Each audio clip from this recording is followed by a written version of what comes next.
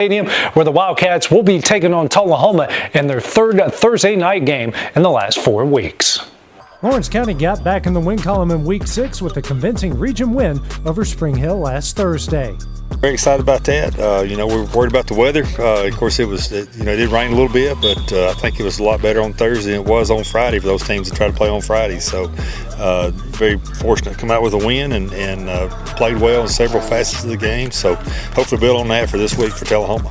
The Wildcats came into the game a bit banged up, but several guys filled in the voids in the victory. Had a lot of guys step in that hadn't played as much defense, but Gavin Schultz came in, played both sides of the ball, moved him from center to H-back, and then he played defensive end the entire game, and he had a phenomenal game just as a sophomore. Andrew Tupper had a really good game at linebacker, and a lot of other guys on defense played really well. Up next is another big region game against Tullahoma in a battle for a postseason spot. It's huge. We said we won't count this last half of the season as starting a new season. We're 1-0. We know we got to go either 4-1 or 5-0 to make the playoffs. So we're looking at this as a must-win game on this coming Thursday.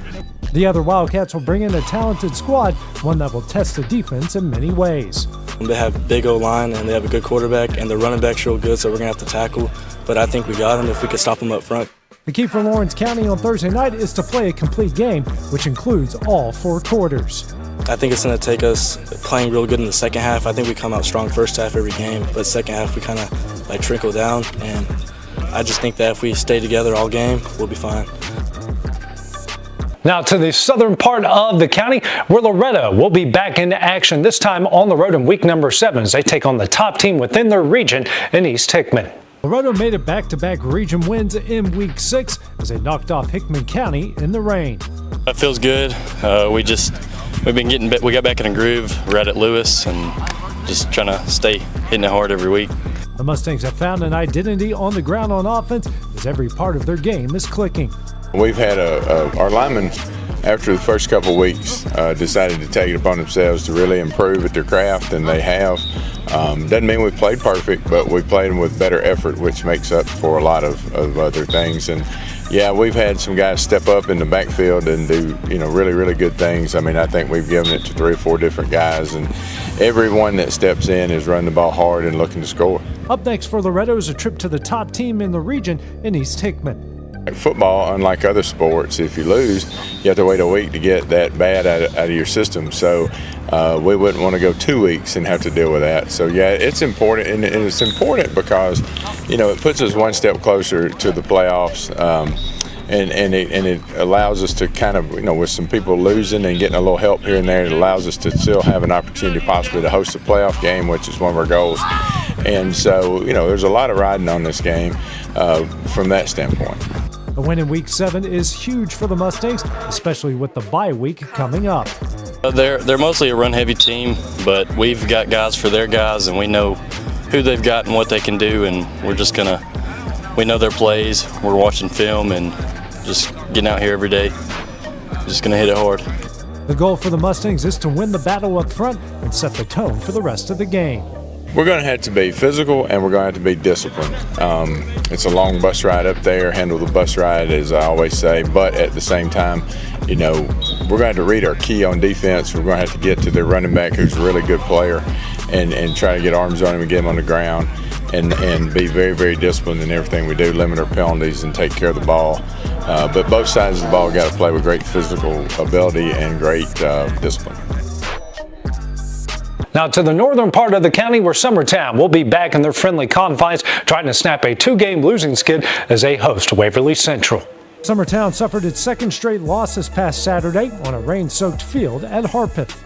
We got to remember that, just because we lost doesn't mean that we have to give up. We got to keep pushing hard, and we got to come back strong. We did lose 2 games in a row. We lost to Mount Pleasant and then Harpeth, but, we got to come back even stronger against Waverly. The Eagles now have to move on from the disappointment and get ready for the next contest. You hope they hurt. You hope after a game like that there's some hurt in that locker room, and I think there was. We don't want to just blow it off like it didn't happen, because it did. But at the same time, you got to flush it and you got to move on. And I think our guys have found that happy medium between ignoring it and learning from it and moving on. So hopefully we're in a good place. The Blue and White will be back at home on Friday as Waverly comes to town. Waverly didn't have a good record. I mean, they hadn't won yet, but they're playing people tough. If you look at films, we just watched a little bit of Saturday's game where they played East Hickman, and I think they gave East Hickman the ball 4 times on their side of 50. So, it made short fields and made it a little quicker work. But good-looking kids, good-looking team, and this league, man, it's a tough league. I keep saying that every week, but everybody we play is very competitive. This region is tough from top to bottom, and Waverly is no exception. This region's really good, but all these teams, they're all good teams, whether the record's bad or good. But we can't take them like they're a bad team because they are a good team, and we have to know that. The goal for the Eagles is to play a complete game and take advantage of what's given to them. Take advantage of our opportunities. We went back through the film and we found plays that I feel like in different circumstances, and this is not to make an excuse. We said this the other day. Harpeth played in the same conditions and they made the plays we didn't. But we had some opportunities to make some plays. Whether or not it's a wet field or dry field, we want to take advantage of those. So, I think that our guys have got the message. Next time we get a play that we got to take advantage of, let's make that opportunity count. Coming up next, we check in with the other teams within our area with Mount Pleasant, Wayne County, and a big matchup between Collinwood and Richland. Do you have a small farm, a big farm, or just critters in the backyard to feed? If you answered yes to any of those questions, then you need to make the short drive down to A&B Feeds in Etheridge, Tennessee today.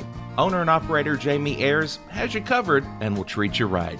That's A&B Feeds in Etheridge, Tennessee.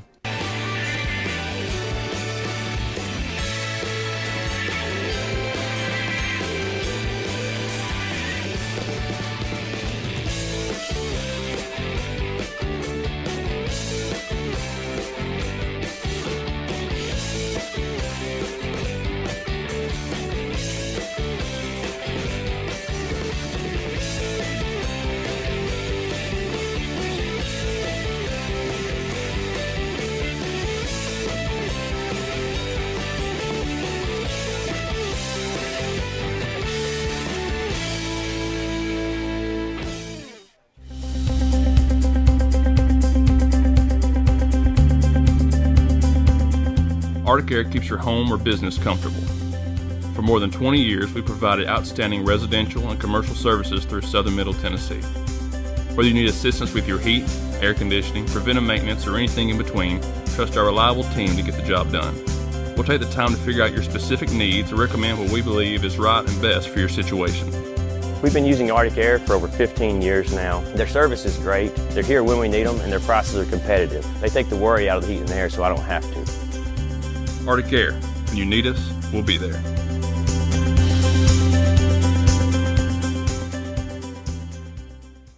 Financial advisor Scott Beasley knows time spent with family is everything. As a founder of Beasley Wealth Management, his mission is to give clients the freedom to enjoy time with family without the burden of financial concerns. A local of Lawrenceburg, Scott deeply values building relationships with clients, ensuring they make informed decisions concerning asset management, tax planning, and retirement planning. Offering a free initial consultation, Beasley Wealth Management helps clients pursue their aspirations with confidence. This is the X Sports Network. Welcome back to the pregame show. Now over to Murray County, where Mount Pleasant will step out of region play in week number 7 as the Tigers will hit the road to take on DCA. Mount Pleasant drops its first game of 2024 on a slick surface against Lewis County.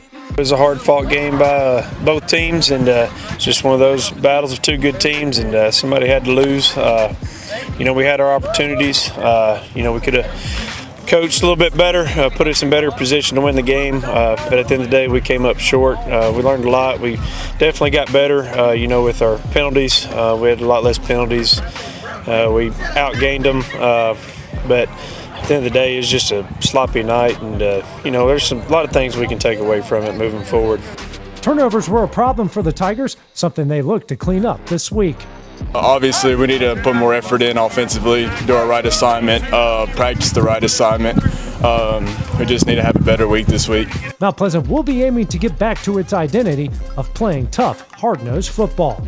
We want to, play tough football, and that's kind of what we have to do this year. We're not making, a lot of big plays, like we have done in the past. But, it's been working. We've won all the other games the same way, and we're hoping to do that again. This is the X Sports Network.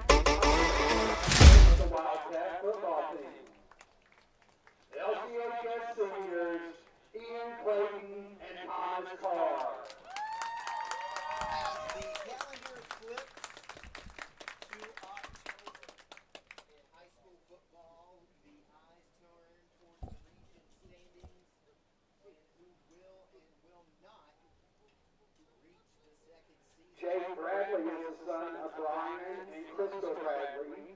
Jake is a member of the Wildcat football team. LCHS senior Jake Bradley.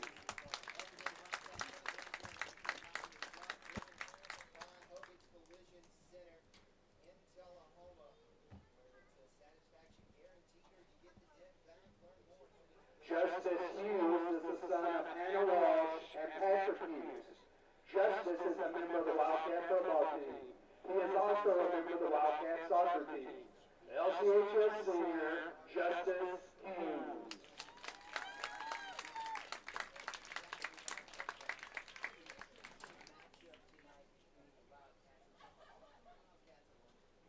Easton Busby is the son of Jeremy and Danielle Busby. Easton is a member of the Wildcat football team. LCHS senior Easton Busby.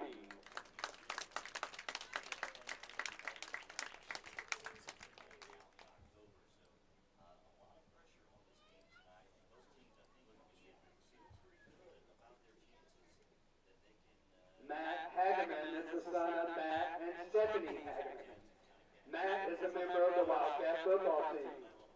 LCHS senior Matt Hageman.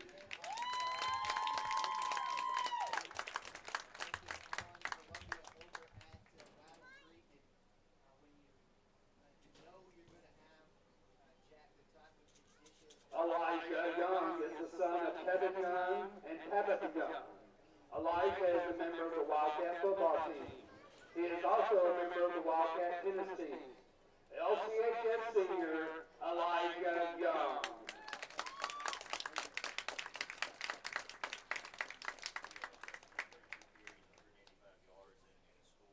Trinity Parham is the son of Eddie and Heidi Parham. He is a member of the Wildcat football team. LCHS senior Trinity Parham.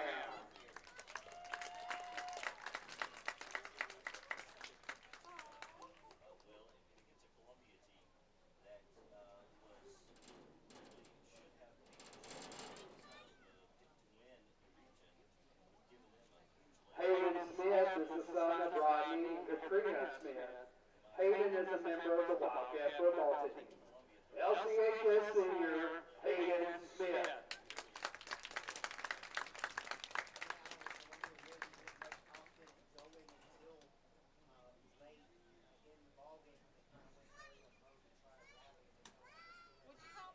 Mauricio Cortez is the son of Sandra Cortez and Guadalupe Cortez.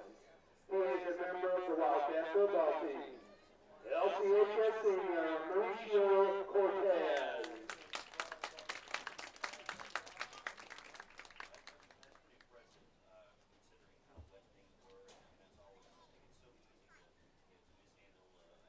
Jack Marston is the son of David and John Marston and Jamie and Steve Shedd. Jack is a member of the Wildcat football team. LCHS senior Jack Marston.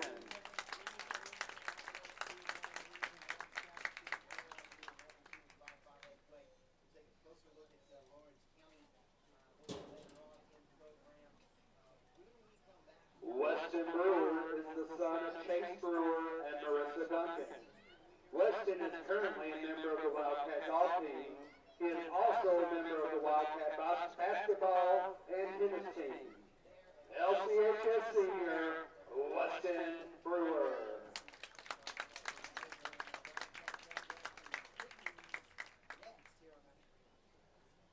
Braxton Braxton Hardy is the son of Stacy and Tammy Hardy. Braxton is a member of the Wildcat golf team. LCHS senior, Braxton Hardy.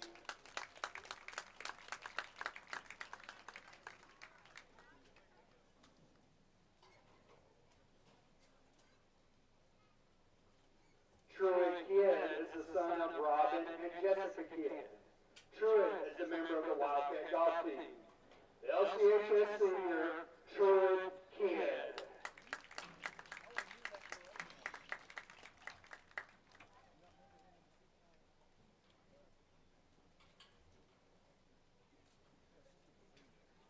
Finley Boston is the daughter of Carrie and Melissa Boston. Finley is currently a member of the Wildcat golf team. LCHS senior, Finley Boston.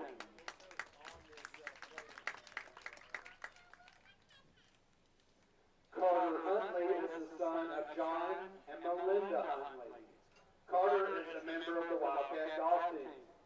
LCHS senior, Carter Huntley.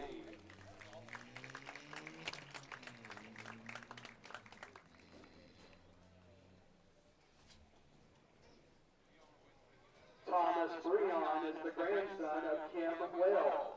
He is a member of the Big Go Machine Marching Band. LCHS senior, Thomas Breon.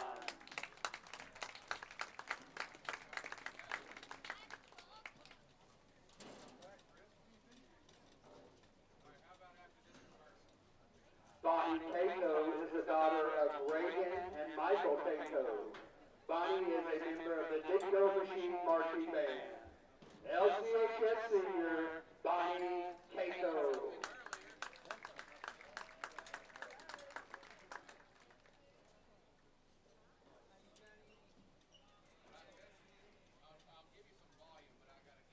Timothy Curtis is the son of David and Pamela Curtis. Timothy is currently a member of the Big Go Machine Marching Band.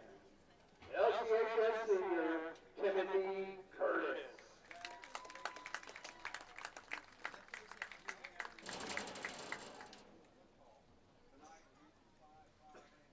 Madison Dunn is the daughter of Joanne Dunn and Robert Dunn. Madison is a member of the Big Go Machine Marching Band.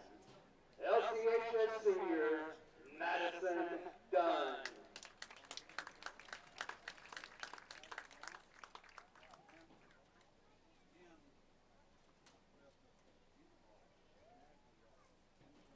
Eliana Gaddis is the daughter of Zach Gaddis and Bridget Gaddis.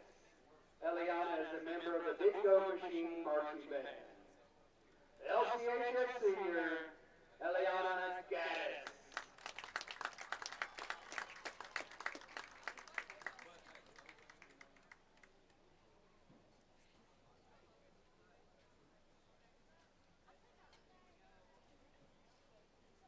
Lane Griggs is the daughter of Dale Griggs and granddaughter of Tony Cook.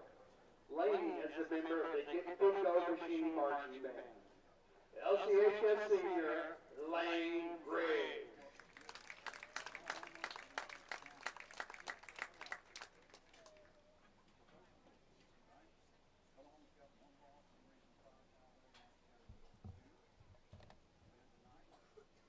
James Hughes is the son of Jeffrey and Jennifer Hughes. James is a member of the Big Go Machine Marching Band. LCHS senior, James Hughes.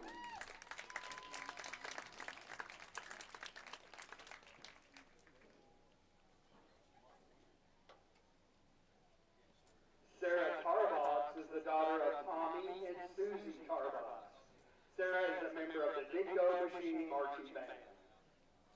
LCHS senior, Sarah Tarbox.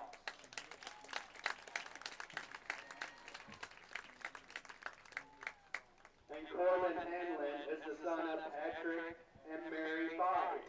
Corbin is currently a member of the LCHS cross country team. LCHS senior, Corbin Hanley.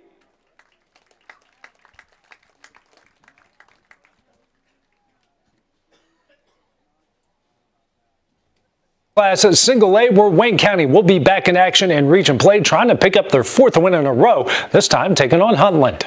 Wayne County is riding high after its 3rd win in a row and 2nd within the region as they got one on the road at Eagleville last Friday.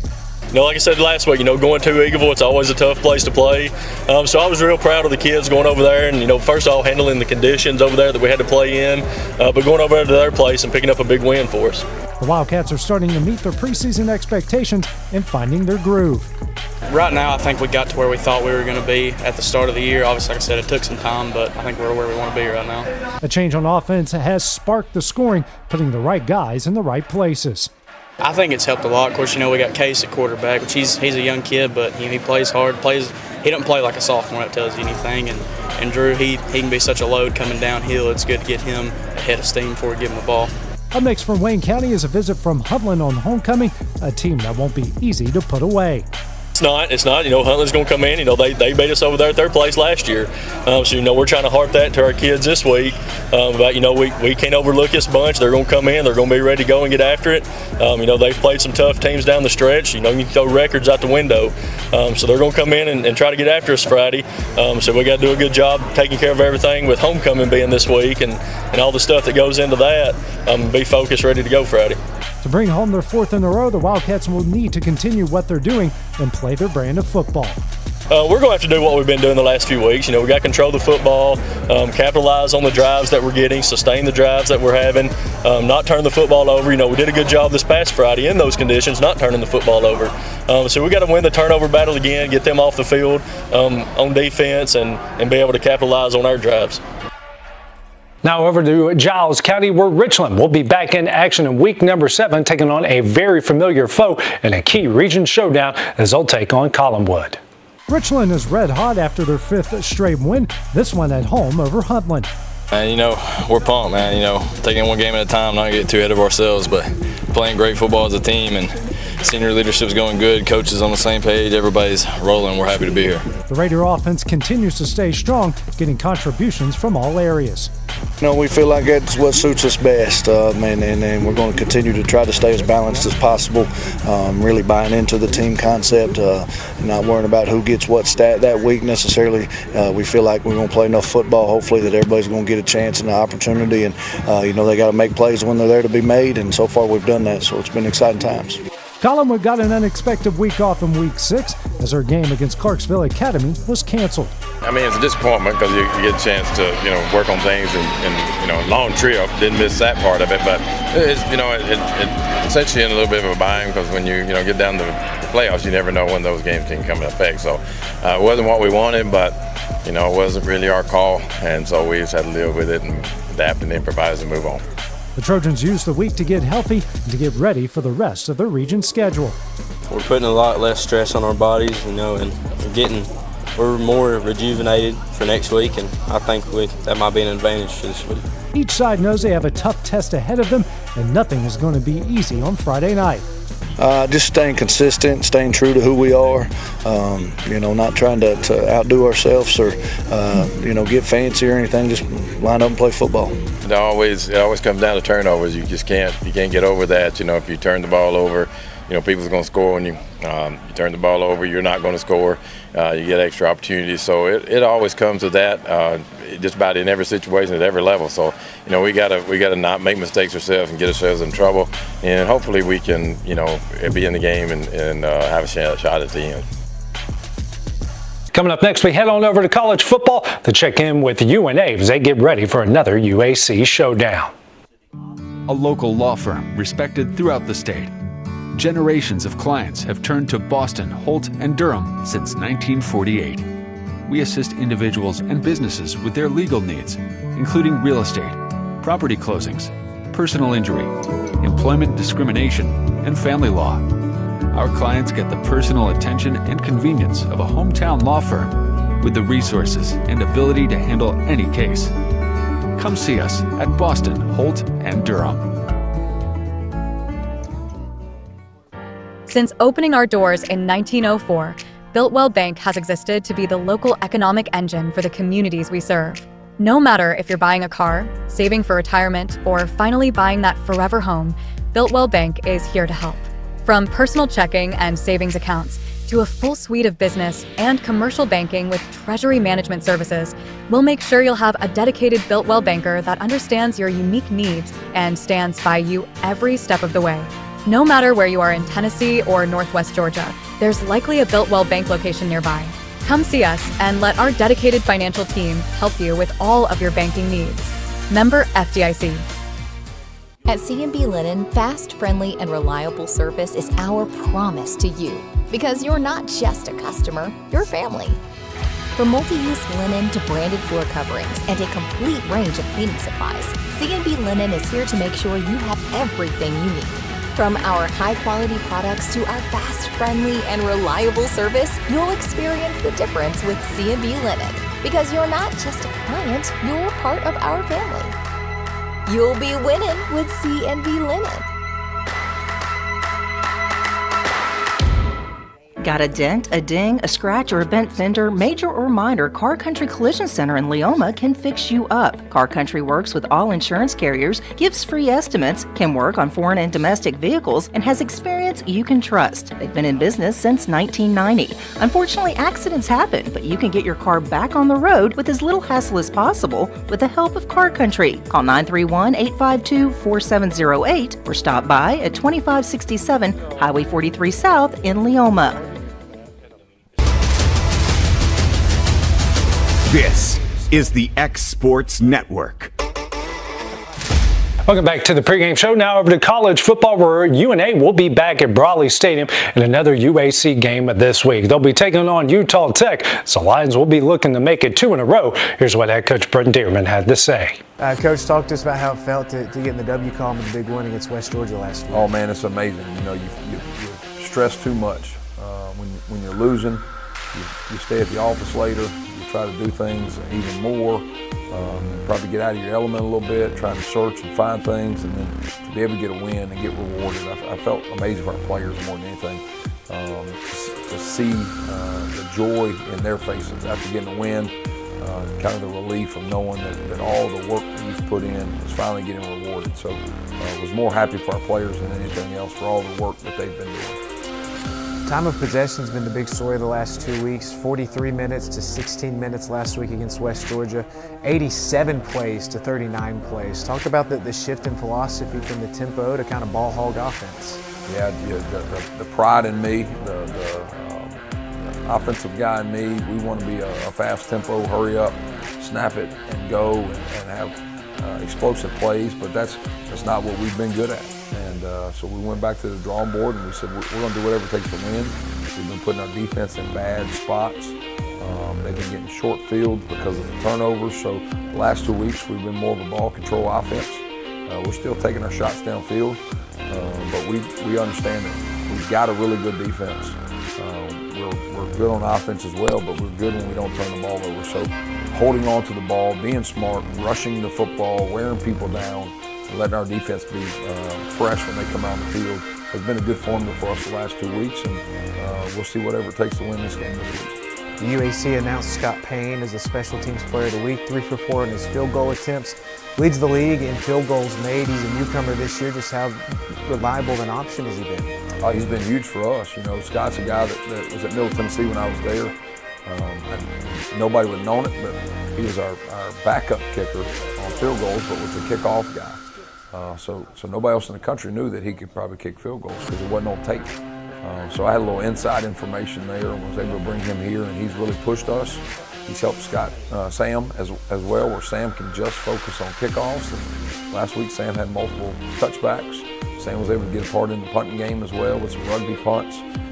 So Coach Roth has some weapons there that he can at his disposal where Adam Watford can boom them. Scott Payne's been really good. Kicked a couple sky kicks for us on some kickoffs, but our whole kicking game has been a bright spot for us. This weekend's also the reunion for the 1994 National Championship team, Coach, and you've done a lot to honor those guys, from the 44 number on defense to having them come back and speak to the team. You know, what's it like having that group back? You know, I think the stars on the helmet too.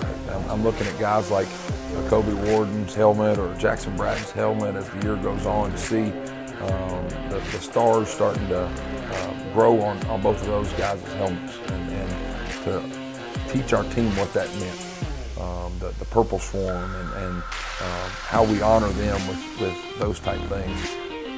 To have those guys come back and tell me so much to us, and they laid the groundwork for this place. They set the bar for this place, and we're trying every day to get back to that standard that they set around here.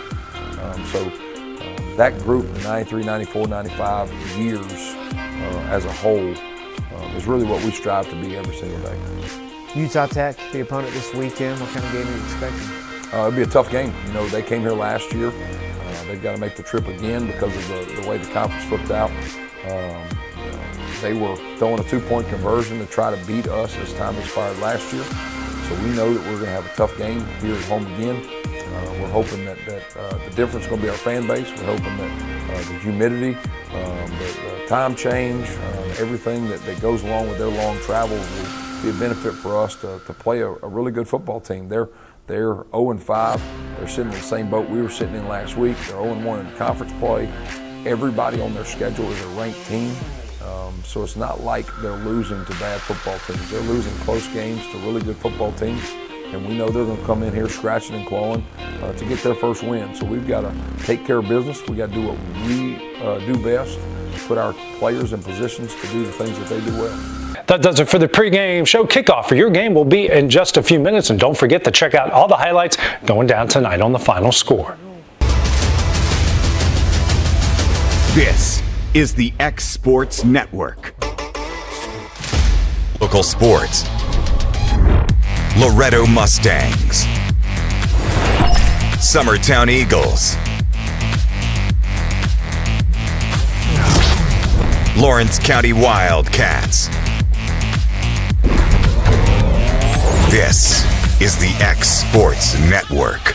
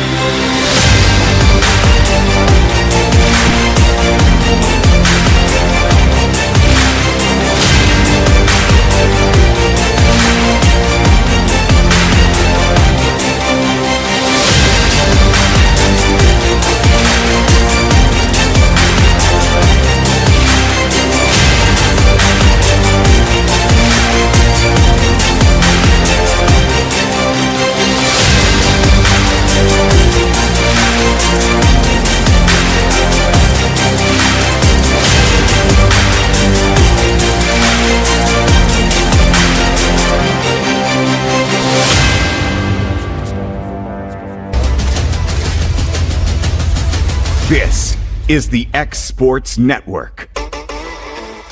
Professional care with a smile. That will always be a guarantee at Encompass Healthcare. Whether you're looking for primary or urgent care, x-ray services, or even weight loss treatments, our team is equipped to serve your needs. Our doors are open Monday through Thursday from 8 to 5. Make an appointment with our providers, Kendra Brown or Tori Cox, today. Encompass Healthcare, located on Highway 43 North in Etheridge, Tennessee, right next to Chapman Tire.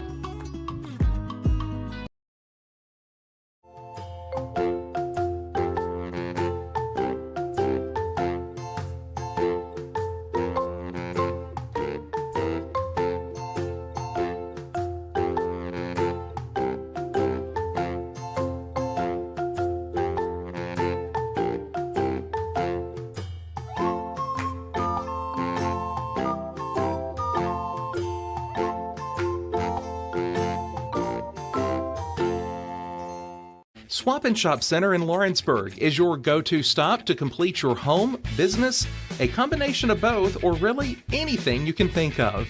With one of the region's biggest selection of bedroom furniture, name brand mattresses, recliners, living room and dining room suites, accents for the home or office, quality name brand appliances, and did I mention Swap and Shop Services, what they sell?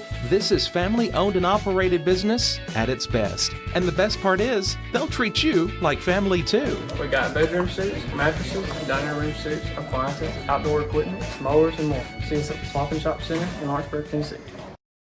Head on over to Shaw Southeast Distributing in Lawrenceburg to find everything you need for your home, business, or fundraiser. To make life easier, Shaw Southeast Distributing now accepts EBT cards. Have a concession stand, food truck, or just your kitchen at home? Leave it to Shaw to fill your shelves with ease. Shaw Southeast Distributing delivers. Family owned and operated. Phone 931-762-7760. Follow us on Facebook or visit us at 1603 Ripke Avenue in Lawrenceburg. Old School Rentals in Loretto, Tennessee is headquarters for all your rental equipment needs. Need a trailer? How about saws, tools, loaders, or generators? You can find all of that and much, much more at Old School Rentals. Owner Ryan Smith, located on North Main Street in Loretto, Tennessee. This is the X Sports Network. And welcome everybody here to Hendrickstack Stadium on senior night here for Lawrence County as the 2-4 Wildcats, 1-2 within the region, take on the other Wildcats from Tullahoma. They are 3-3 and 2-1 within the region. AJ Good joined alongside here by Dusty Kaiser here for tonight's game. And Dusty, can't be stated enough how big of a game this is for Lawrence County. Pretty much every game here, second half of the season, is a must-win, especially within the region. You know, as they always say, you got to make your own breaks. You got to take control of your own destiny, and the Wildcats certainly have to do that here tonight. Yeah, we talked about it last night. You know, you got the 4 spots, you know, and you're trying to get in at least in that 4th spot. You're not guaranteed it. So, hey, tonight's a huge game. We got to come out. We know what they got athletic-wise. You know, they run the football well. Our guys on defense are going to have to they're going to step it up. The game's going to be won on the line, I think, tonight. Offense is going to make some plays. Talked to Coach Marshall last night. I know you did as well on the show. Hope they cleaned up some of the penalties that we've been getting, because in a game like this, we can't afford dumb 15-yarders. So I think we're ready to go. It's like you said, Dusty, they have got to limit their mistakes here tonight. It's a big game, and it's a game, Dusty, between two teams where the battle is going to be one up front. You got a very good running back on the other side for Tullahoma, Marvancy Johnson. He has 667 yards, 6 touchdowns on the season. He's averaging 133 on the ground. He's their leading scorer, 6 touchdowns as well. On the other side for Lawrence County, you got 2 guys, Dusty, who are averaging about 85 yards rushing per game, 500 throughout the season. Carter Pettigrew, 506, and Clayton, 502. Pettigrew does have 8 touchdowns on the season, so it's going to be a battle one on the ground when you look at what Lawrence County has done. In their 2 wins, they've rushed for over 300 yards, and in the 3 losses for Tullahoma, they've given up at least 250 on the ground in those 3 losses, including 400 to the best team in the region right now in Lincoln County. Yeah, we done run into Lincoln County. That's just a monster team. Probably one of the best football teams in this area. But yeah, Ian and Carter tonight, they got to come out, man. They both got to get 150. You said it, 200. Keeps you in the game. 300, I would feel better, but 350. I think we got a chance to win. Logan's going to have to. He's going to be aware in the pocket tonight. They're going to try to get pressure on him. So we opened up that run game and may open up some of the pass. We've been talking to coaches throughout the week, and maybe see a few things a little different. But hey, there again, Tullahoma, they're going to be the same way we are. Back deep to return for Tullahoma as Lawrence County will kick it away. It'll be Justice Hughes as Marvancy Johnson and Keani Johnson, leading rusher and the leading receiver for the other Wildcats, are in their white uniforms, black tops, going from left to right. Lawrence County in the gold tops, white helmets, white pants will be going from right to left. Also, disclaimer, I'm doing play-by-play producing and running your camera tonight, so if I have a brain fart from time to time, please excuse me. I'm also the official scorer on top of everything, so please give me a lot of grace in this game here tonight. It's a very busy night here on the X Sports Network. If you hear my voice on the back end, I'm just trying to help. As Justice Hughes will pooch this one away, Johnson will field it right 20-yard line, and he fumbled it and eventually fell on it there at the 21-yard line. So Johnson, who did not help his cause there at all, receives it right there at the 21, and that's where Tullahoma will take over first down and 10, as that was almost disaster right there for the other Wildcats. That was a heck of a break right there for Tullahoma. I mean, man. So the other Wildcats will take over first down and 10 from their own 21-yard line. Their quarterback will be Lucas Reed in his first season. It's the quarterback here for Tullahoma. 3 receivers to the left, tight end to the right, and Johnson is the pistol back right behind him. It's a quick throw out to Johnson, and it falls incomplete. So nothing going early on there for Tullahoma. Lawrence County looking a little different tonight on defense. Kind of back to the original. They got Jack Marston back on one end of the line. You got Thomas Carr on the other end, both of them coming off injury. Yeah. So that's going to be a big pickup for us tonight. Knee injury for Carr. Excuse me, a head injury for Carr, knee injury for Marston. Still got Tayden Russell. And they put Jake Bradley at nose guard, and he has been a beast the last couple games for Lawrence County. He has. And then you got 56, Max Taylor, kind of in the middle linebacker position. As Tullahoma here going to switch out of actually we're going to have a penalty flag thrown here against.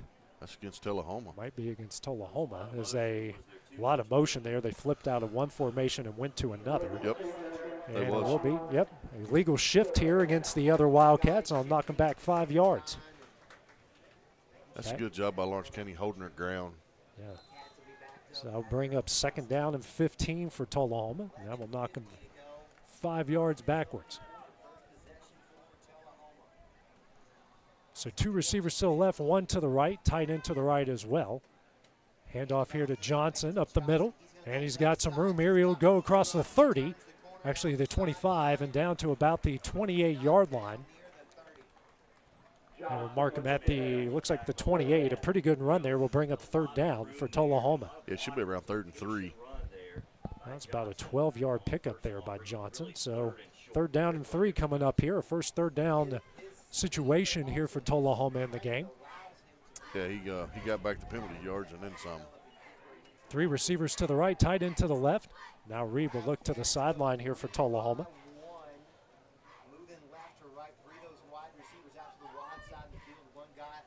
Still pistol formation. Johnson behind Reed here.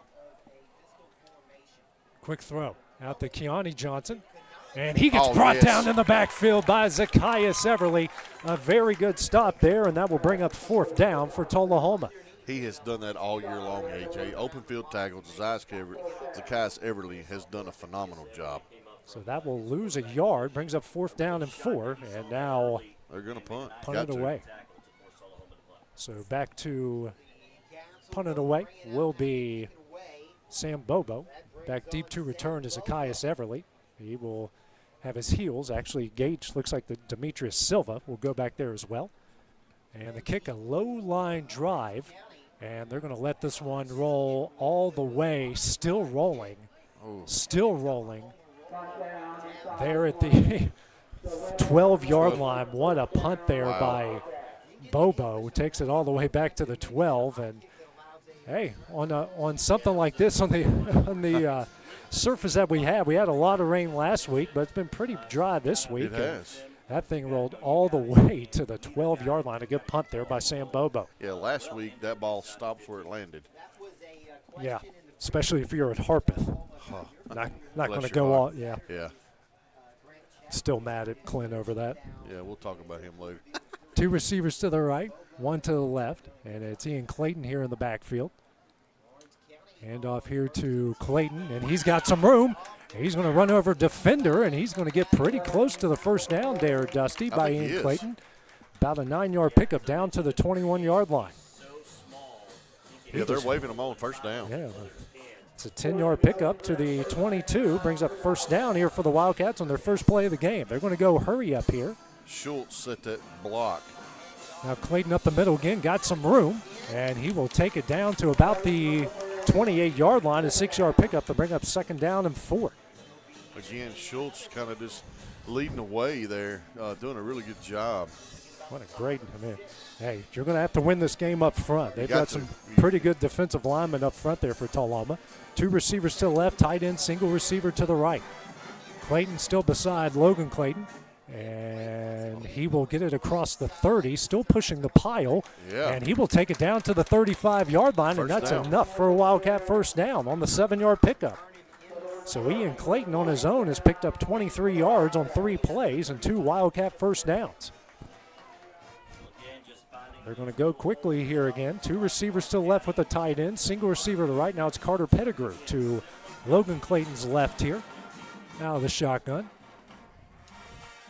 Pettigrew gets the handoff, and he's going to break 3. He's across the 40, 45, 50, and brought down at the 45-yard line.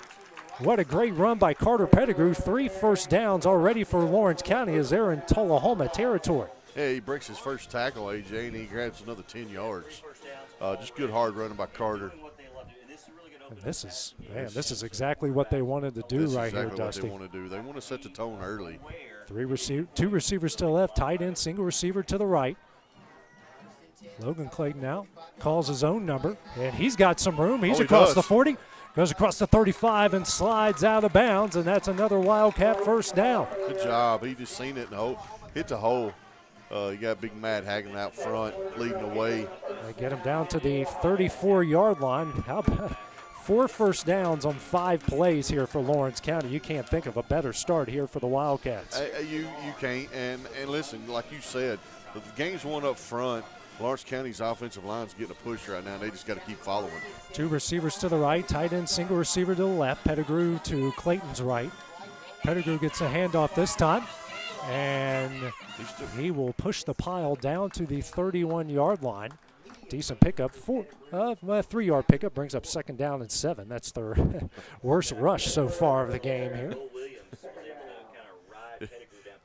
He was trying to do the Le'Veon Bell and kind of figure out his hole. Yeah. 2 receivers to the left with a tight end, single receiver to the right, Pettigrew to Clayton's right. Now Clayton's going to call his own number. He's across the 30 and across the 25. And they'll give him forward progress here to the 24-yard line, and that's another Wildcat first down. Actually, they'll give him to the 23. This team is just rolling right now, Dusty. Yeah, I'm going to call it the red zone here. So Clayton with 2 receivers and a tight end to the right, single receiver here to the left. Now the tight end goes in motion to the left. Handoff here to Pettigrew, and he gets stacked up behind the line of scrimmage at the 25, and he will lose a couple yards on the play. Brings up 2nd down and 12. Tullahoma got some push right there on that drive. Yeah, it was Creed Adams right there that got him in the backfield. So the first negative rush of the game here for Lawrence County. 2 receivers, actually 3 receivers to the right, tight end here to the left. Pettigrew. Actually, it's Clayton. It's a throw out here to Silva, and he engaged Smith, and Smith can hold on to it. Or did he? No, they're going to call incomplete. Incomplete pass. Ball bounced out of bounds. Yeah, I thought so, Dusty. That looked a little weird there. That ball was right in his hands. Yeah, that was for Silva. He just, where was that, Gage? That's Gage. Okay, yeah. sorry. Yeah. No, it's Silva. You're right. Gage is here to our left. Yeah, I thought it was. He kind of got turned around. He was trying to run before he caught it, and you know what happens. Same formation here for the Wildcats. Decent positive yards. Clayton drops back. Here comes some pressure. He's now going to roll out to his left, and he's got some room. He's across the 20. He goes down the sidelines inside the 15-yard line, and they will mark him out of bounds at the, looks 13. Like they're going to get him at the 13. That should be. And he's at the 13-yard line. I think he's going to be a yard short here, He should be 4th and 1. They got it. They're showing 4th and 2. No, they gave him enough for a first down. Did give him, okay. It's hard to tell the way the field slopes over there. Yeah, so that's their first third down conversion there, Dusty. First down and 10. They're getting inside the Tullahoma red zone. Great job by Logan. He looked. I mean, he felt the pocket collapsing and he rolled out. Yeah, you got to do what you got to do right there in that situation. First down and 10 from their 13-yard line. And they might have to call their first timeout here as they're going to go power heavy formation. No, they got the playoff. Yeah. Handoff here to Pettigrew over the right side. Cuts up field and maybe got to the 10-yard line, and he did. So that's a 3-yard pickup to bring up second down and 7. You know, we've been seeing that heavy package power the past couple of games, and got some positive yards again out of it. Yeah. And, hey, Dusty, it's 5:35 remaining here in the first quarter clock. They have chewed up a lot of time off this clock so far. Sure they have. Power formation again here. Big boys in the backfield. Clayton, it's a play-action pass. He's going to throw it. Oh, he's got Taden Russell who dropped it. That is the second drop here by a Wildcat receiver. And that will stop the clock here with 5:17 remaining in the first quarter. Oh. Yeah, he was open for a first down and more there, and the ball just popped out of his hands. It did. I almost thought he had possession and then stepped out of bounds. Yeah. It Pettigrew's still the running back. 2 receivers to the left with the tight end. Single receiver here to the right. Clayton now hands off the throws. Oh. And it is caught. That's caught by Silva. Or are they going to call it incomplete? Well, it's another incomplete pass. And looks like we're going to have the field goal team come out here for Lawrence County. So it'll be Sarah Morrison. No, Justice Hughes is kicking. Justice Hughes is going to kick it here. And that's why you're here while I'm trying to do a million That's what things I do, here. folks. I talk a little and I have eyes. This is the first time we've seen Justice do a field goal all year. This is first field goal attempt here of the season. And Tullahoma just jumped off sides. Yeah. So that's going to take them 5 yards. Take them 5 yards. That puts them 4th and 2. Yeah. Now Lawrence County's got to think about it.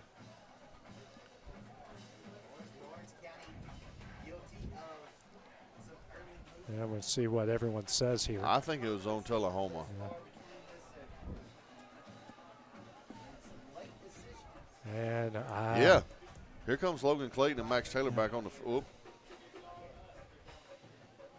offsides against Tullahoma. That's going to be 5 yards. So move it to the 5-yard line. Yep, that's where they'll mark it. Yeah, here comes Max Taylor and Logan back out on the field and Carter Pettigrew. So they've got to get it to the 4-yard line. They're going heavy again. I like this power formation. So big play here for Lawrence County. Clayton under center, power formation kind of shifted here to the right. Tullahoma jumped again. That's going to be a first down. I'm pretty sure Tullahoma on the left side jumped again. And that's going to be another.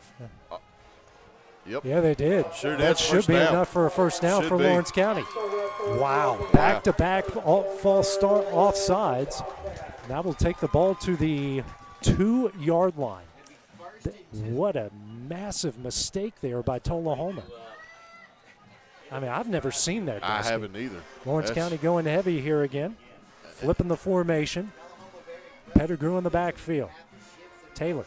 Handoff here to Pettigrew. Goes up the middle. And touchdown, Wildcats, as they take a 6-0 lead with 4:11 remaining here in the first quarter. Carter just followed Max Taylor right in the hole, AJ. Hit the gap and just go touchdown.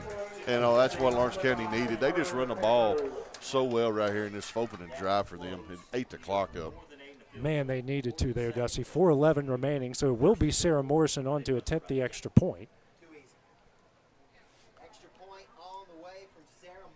Snap is back, the kick is up, and the kick is good. So with 4:11 remaining here in the first quarter, Lawrence County leads at 7-0. We'll have the next drive for Tullahoma. We return on the X Sports Network.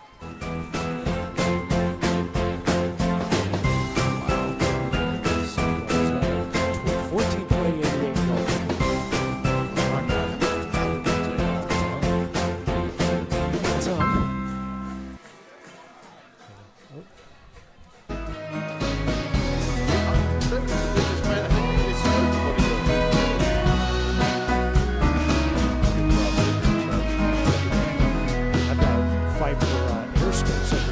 trying to look at the official. This is the X Sports Network. Was a 14-play, 88-yard drive capped off by Carter Pettigrew's 2-yard touchdown run. So with 4:11 remaining here in the first quarter, Sarah Morrison's extra point made it 7-0 Lawrence County, and what an impressive opening drive for the Wildcats. Hey, what just happened for Tullahoma on defense will drive their head coach absolutely crazy. A offsides on third down, then an offsides on fourth down. They gave him a high kick here from Justice Hughes. Will be fielded by Johnson at the 15-yard line. He gets across the 30, and he's got a lot of room and gets brought down here at the 43-yard line. So a decent return there will bring up first down and 10. Decent field position here for Tullahoma. So they will start it right there at the 43-yard line. So they started way back after Johnson actually fumbled the opening kickoff, and they brought him down at the 21. So wasn't exactly their rear ends on the goal line, but this is a better situation for Tullahoma. With 4 minutes and 2 seconds left, Lawrence County just chewed away the clock on their opening drive. That was almost about a 6-7 minute drive. Yep. As Johnson goes up the middle, and Jack Marston meets him in the backfield at the 41-yard line. Attaboy Jack. Unreal. Marston could not be stopped there, and that's a 2-yard loss to bring up second down and 12. He almost took the handoff. Yeah. If split second sooner, he would have taken the handoff. Might have been going the other way. For someone doing play-by-play and running the camera, I wouldn't have caught up to that. You're fired. I would have been going to the right, been like an NFHS pixel-like camera. Two receivers still left, one to the right. Johnson, a handoff here over the right side. Brought down in the backfield again, and that is Jake Bradley this time. Brings him down at the 40-yard line. Wow. That's 2 negative plays for the other Wildcats. Brings up third down and 13. Whew, man.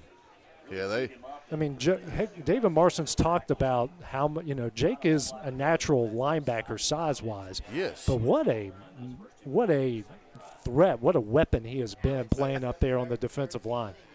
You're right, man. And he gets such a great push. I think it's the quickness. He gets that snap and he's gone. Same formation here for Tullahoma. Now Johnson goes in motion to the right. It's a screen here to Keani Johnson. And he gets brought down at the 47-yard line. Really good tackle there by Zacchaeus Everly. Will bring up another fourth down here for Tullahoma. So that was a 7-yard pickup. It's fourth down and 6, and now the punt unit will come on the field once again here. Great job by the defense, AJ. Just they're staying their roles. They're letting the play develop. And my goodness, that line's getting some push. That's back-to-back 3-and-outs for Tullahoma to start the game. 2:15 remaining here on the first quarter clock.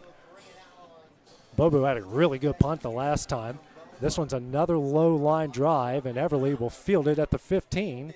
Makes a couple guys miss, and we're going to have a penalty flag here on the play as he got down to the 19-yard line. Was it holding? I don't know. Might be. It's kind of hard to tell. I don't know, but there's nothing but white jerseys there. There was one yellow jersey and 6 white jerseys. So this. Maybe they tackled between me. It is holding and blocking the back against Lawrence County. So they will.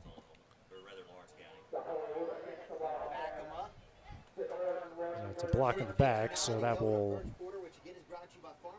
take them back a few yards to see what they mark it here at the 8-yard line. Mark it at the 8-yard line. Okay. So that was a 10-yard penalty. Yeah, 10-yard penalty there. So first down and 10 here for the Wildcats. Clayton back under.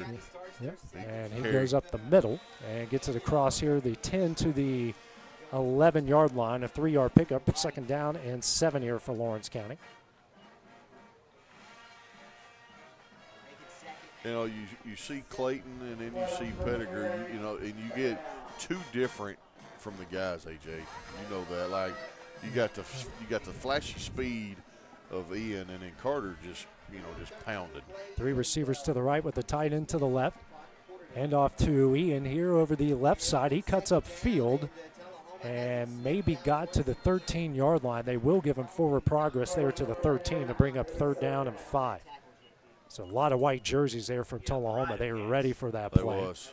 Now we'll bring up 3rd down and 5 here for Lawrence County. Minute 10 remaining here in the first quarter. Going to get on the ball quickly again. 3 receivers to the right, tight end to the left. Clayton now. He jumped again. Man, how is that not offsides? Come on, man. Maybe he didn't get in the neutral zone. They've been on it on the other. They had 3 offsides in that first drive. Yeah, he was just offsides there as well. Now they'll flip, send a single receiver to the left with the tight end. Clayton will drop back. Throws and has his intended receiver. He makes the catch, and he's going to keep going. And down to the 31-yard line. And that's Thomas Carr on the catch. Wow. They mark him at the 30, and Carr picks up the catch and a Wildcat first down. Great job by Thomas Carr. That's a 17-yard pickup. He only came in with. There's a flag over here, official over here. He didn't call the offsides. Now he's going to call a holding. So that will negate the play. Ineligible receiver. Ineligible receiver downfield against Lawrence County. County. Me? Yeah, it's a big break there for Tullahoma.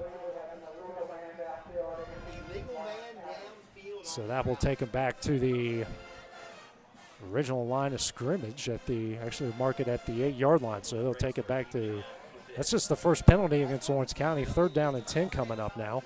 That's a killer there that negated a 17-yard pickup. 25 seconds remaining here in the first quarter. The Wildcats here with their backs against their own goal line once again. 5 seconds left on the play clock, and they don't have a play in. They're going to have to call a timeout. And that's what they will do. And the coaches are not happy with the Wildcats right now. They burn their first timeout with 10 seconds remaining here in the first half. We'll take that break as well on the Exports Network. Patient care at its finest is found at Tennessee Valley Family Care.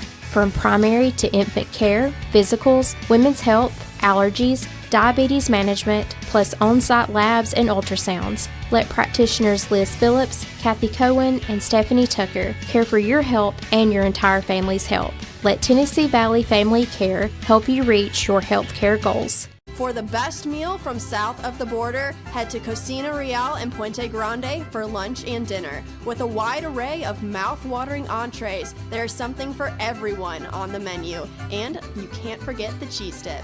They'll treat you like family, and you'll never leave hungry. Make Cocina Real Mexican Restaurant and Puente Grande Mexican Restaurant your choice for authentic cuisine, located in Lawrenceburg, Tennessee.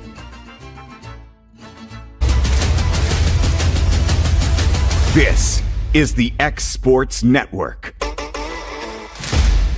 So 3rd down and 10 here as the Wildcats had to use their first timeout here of the first half. Big situation here with 10 seconds remaining. 3rd down and 10 after a 17-yard gain was negated. Now they'll flip the formation, and now we've got a penalty flag. And it might be might go illegal shift here against Lawrence County, and it will go backwards. Come on, guys. So now we'll mark the ball at the 3-yard line, so that's a 5-yard penalty. So that's back-to-back penalties. Instead of a first down on your own 30, you've got it 3rd down and 15 at your own 3. Clayton. Now they'll flip the formation again. Now we're putting Tayden Russell to Logan Clayton's right. Ian Clayton will split out to the left. Logan calls his own number here, the right side. He's got some running room, makes a man miss. He's going to get the first down and more, and down to the 22-yard line. Any flags at this moment in time? I do not see any, and that's enough for a Wildcat first down, and that should be enough to end the first quarter. After 12 minutes of play, it's been all Lawrence County so far. They lead it 7-0. We'll continue the Wildcat drive when we return here on the X Sports Network. There's no job too big or too small for Gonzalez Lawn and Landscapes. Owner Chris Gonzalez works hard to make your commercial or residential properties one of the neighbors will envy. You won't find a lower price anywhere else, and that's a guarantee. We offer mowing, landscape removal, small construction jobs, and more. Our team is licensed and insured to ensure the best work for Lawrence County and surrounding areas. Your satisfaction is our goal. We won't leave until you're happy. Call today to set up a free quote.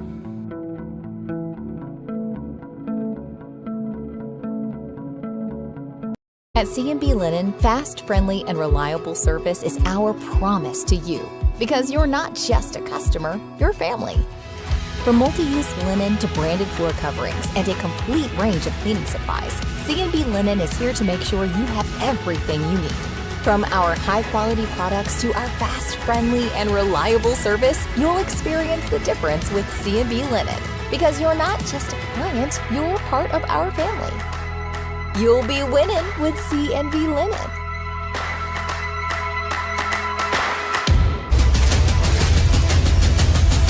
This is the X Sports Network.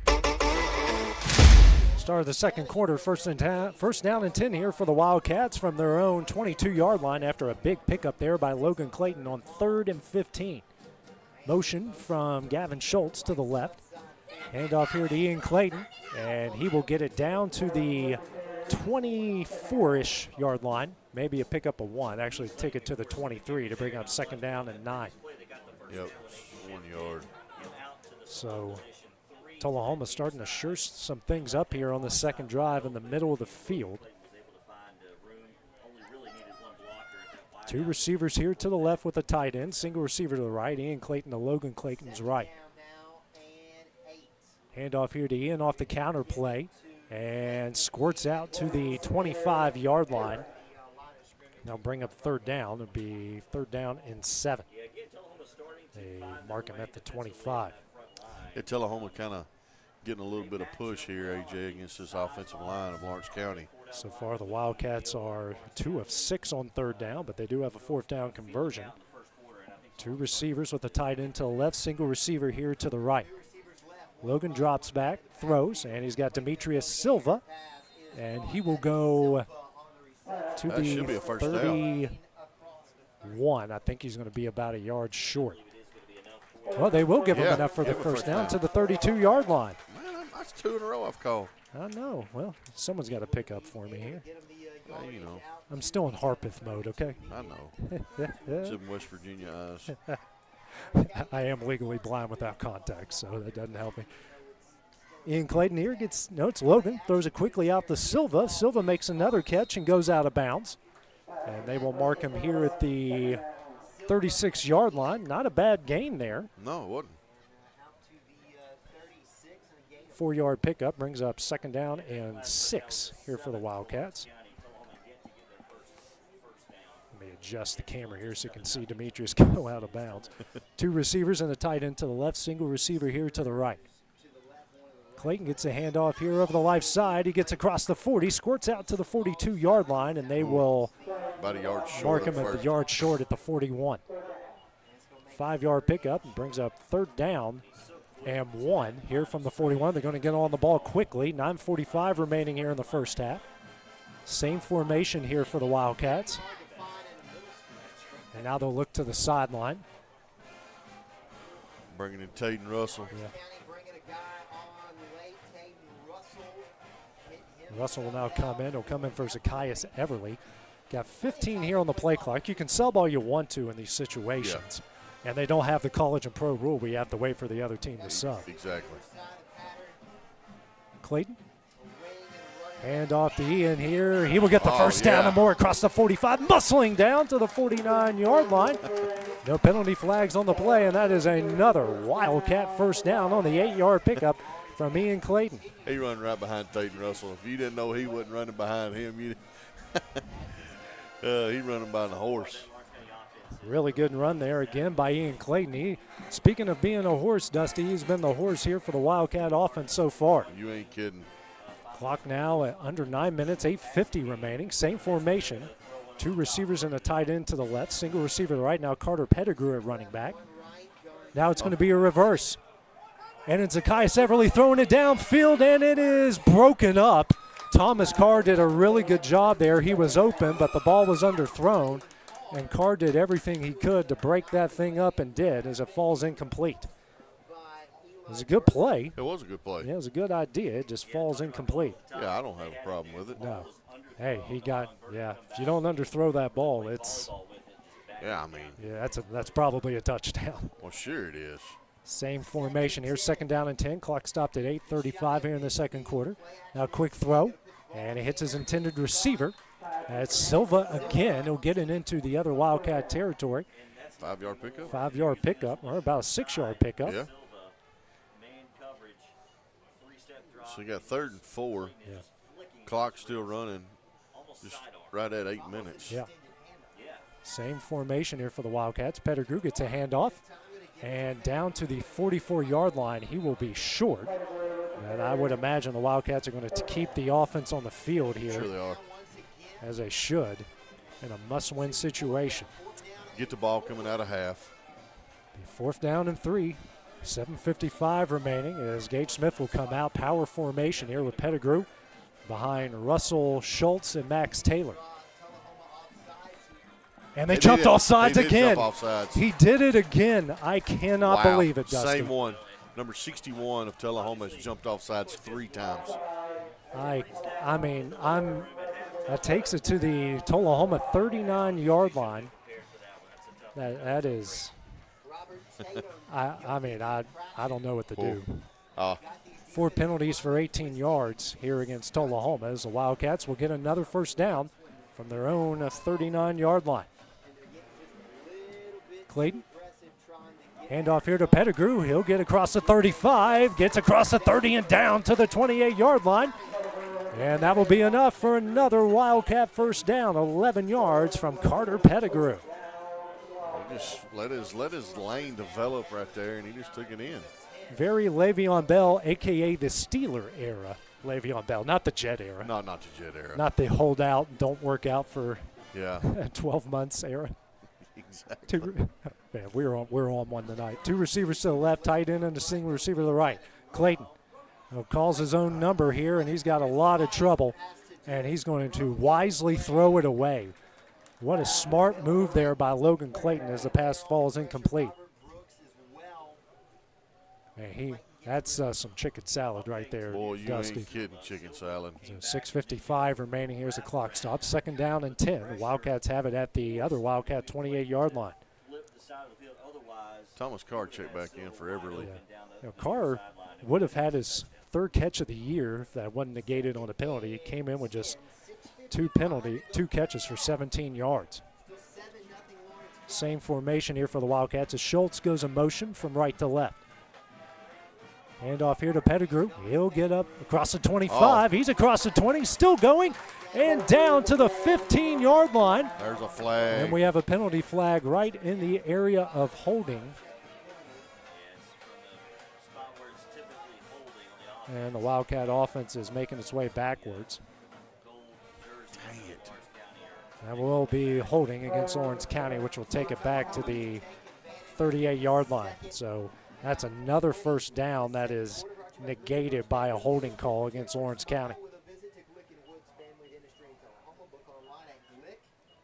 Not what the Wildcats needed right there. Brings up 2nd down and 20. They have 4 penalties for 30 yards so far. Tough. Clock still rolling at 6:40 remaining here in the 1st half. 2 receivers and a tight end to the left. Silva, the lone receiver, out here to the right. Pettigrew to Logan Clayton's right here out of the shotgun. Going to call his own number. Going to throw it down the middle, and it is incomplete. His intended receiver was Gavin Schultz, and he had 3 white jerseys around him there on the play. So I'll bring up 3rd down and 20 here for Lawrence County. 6:24 remaining here in the half. Maybe we can get 4 offsides penalties. And that would be, that'd be a record.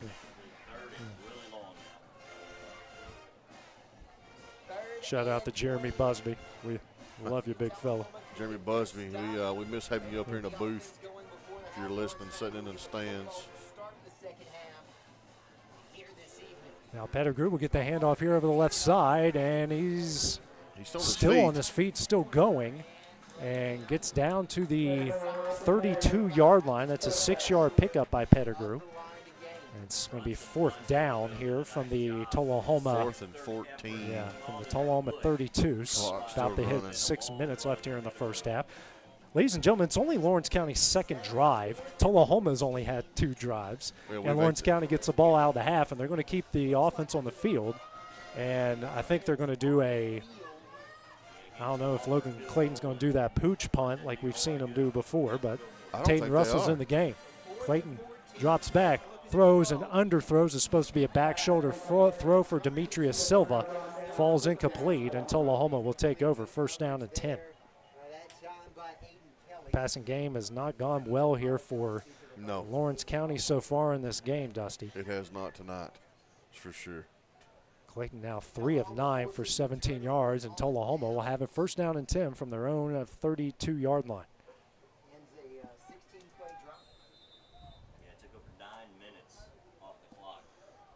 Lawrence County, they have just been eating the clock away. Power formation here with Johnson behind Reed. It's a quick throw out to Keone Johnson. He makes the catch and gets it down to the 41-yard line, and he might be a yard short here of the first down. He is a yard short. 9-yard pickup, second down and 1. That's their best gain so far here in the game. They'll get back on the field. Reed with Marvancy Johnson behind him. Johnson goes up the middle and will get enough for the first down as he squirts out to the 43-yard line, and that's just a second first down of the game here for Tullahoma. Actually, it's just their first down. Forgot they had the first 2 drives were 3 and out. Yes. 2 receivers to the left, 1 to the right, tight end to the left here. Johnson behind Reed out of the pistol. Now quick throw out to Keone Johnson. He breaks a tackle and gets free.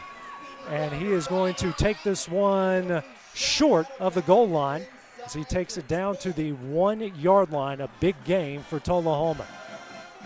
Oh, he just turned a little. Yes, he did. 8-yard pass. And took it all the way down to the Lawrence County 1-yard line.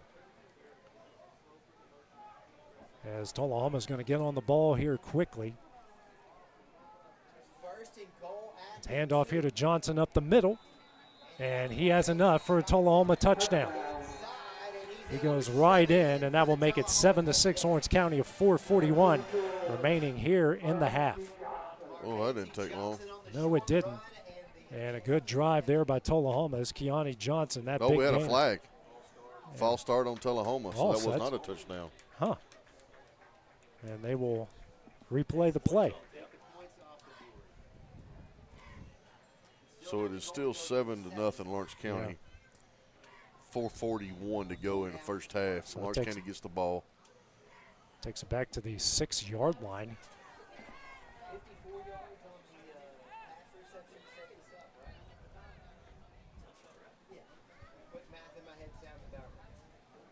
Reed and gives it to Johnson, and Everly's going to bring him down at the 4-yard line.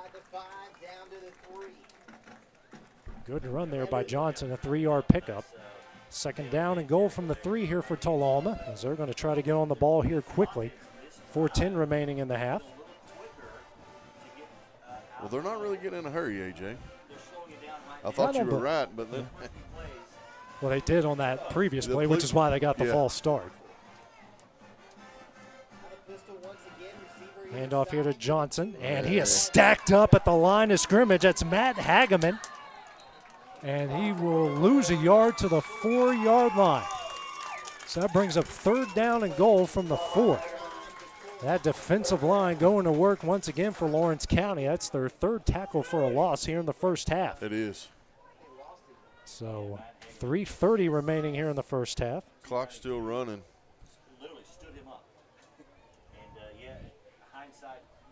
As they got 2 receivers really split out here to each side. And now they'll throw it out here to Johnson. It's in and out of his hands. That was actually intended for Bobo, their second leading receiver, and that drops. Makes it 4th down here for Tullahoma. So Reed's pass falls incomplete, and looks like they're going to bring the kicking unit out here on the field, which is a win here for Lawrence County. It is a huge win for Lawrence County. 3:14 left in the second half, or second quarter, excuse me. On to kick it here for Tullahoma is Chase Dotson. 21-yard field goal.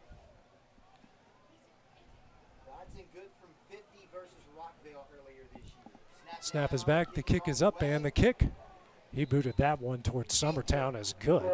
So Tullahoma is going to cut the lead to 7-3 with 3:08 remaining here in the first half. Take a short break after the next Wildcat Drive when we return here on the X Sports Network. Welcome to Employee Resources Credit Union, where you're more than just a number, you're family. We provide financial solutions that rise above those of traditional banks. With roots stretching back to 1964, we've served 4 generations during constant industry changes. We're known for our low fees and incredible rates. Join us and experience the credit union difference. ERCU, not for profit, for service.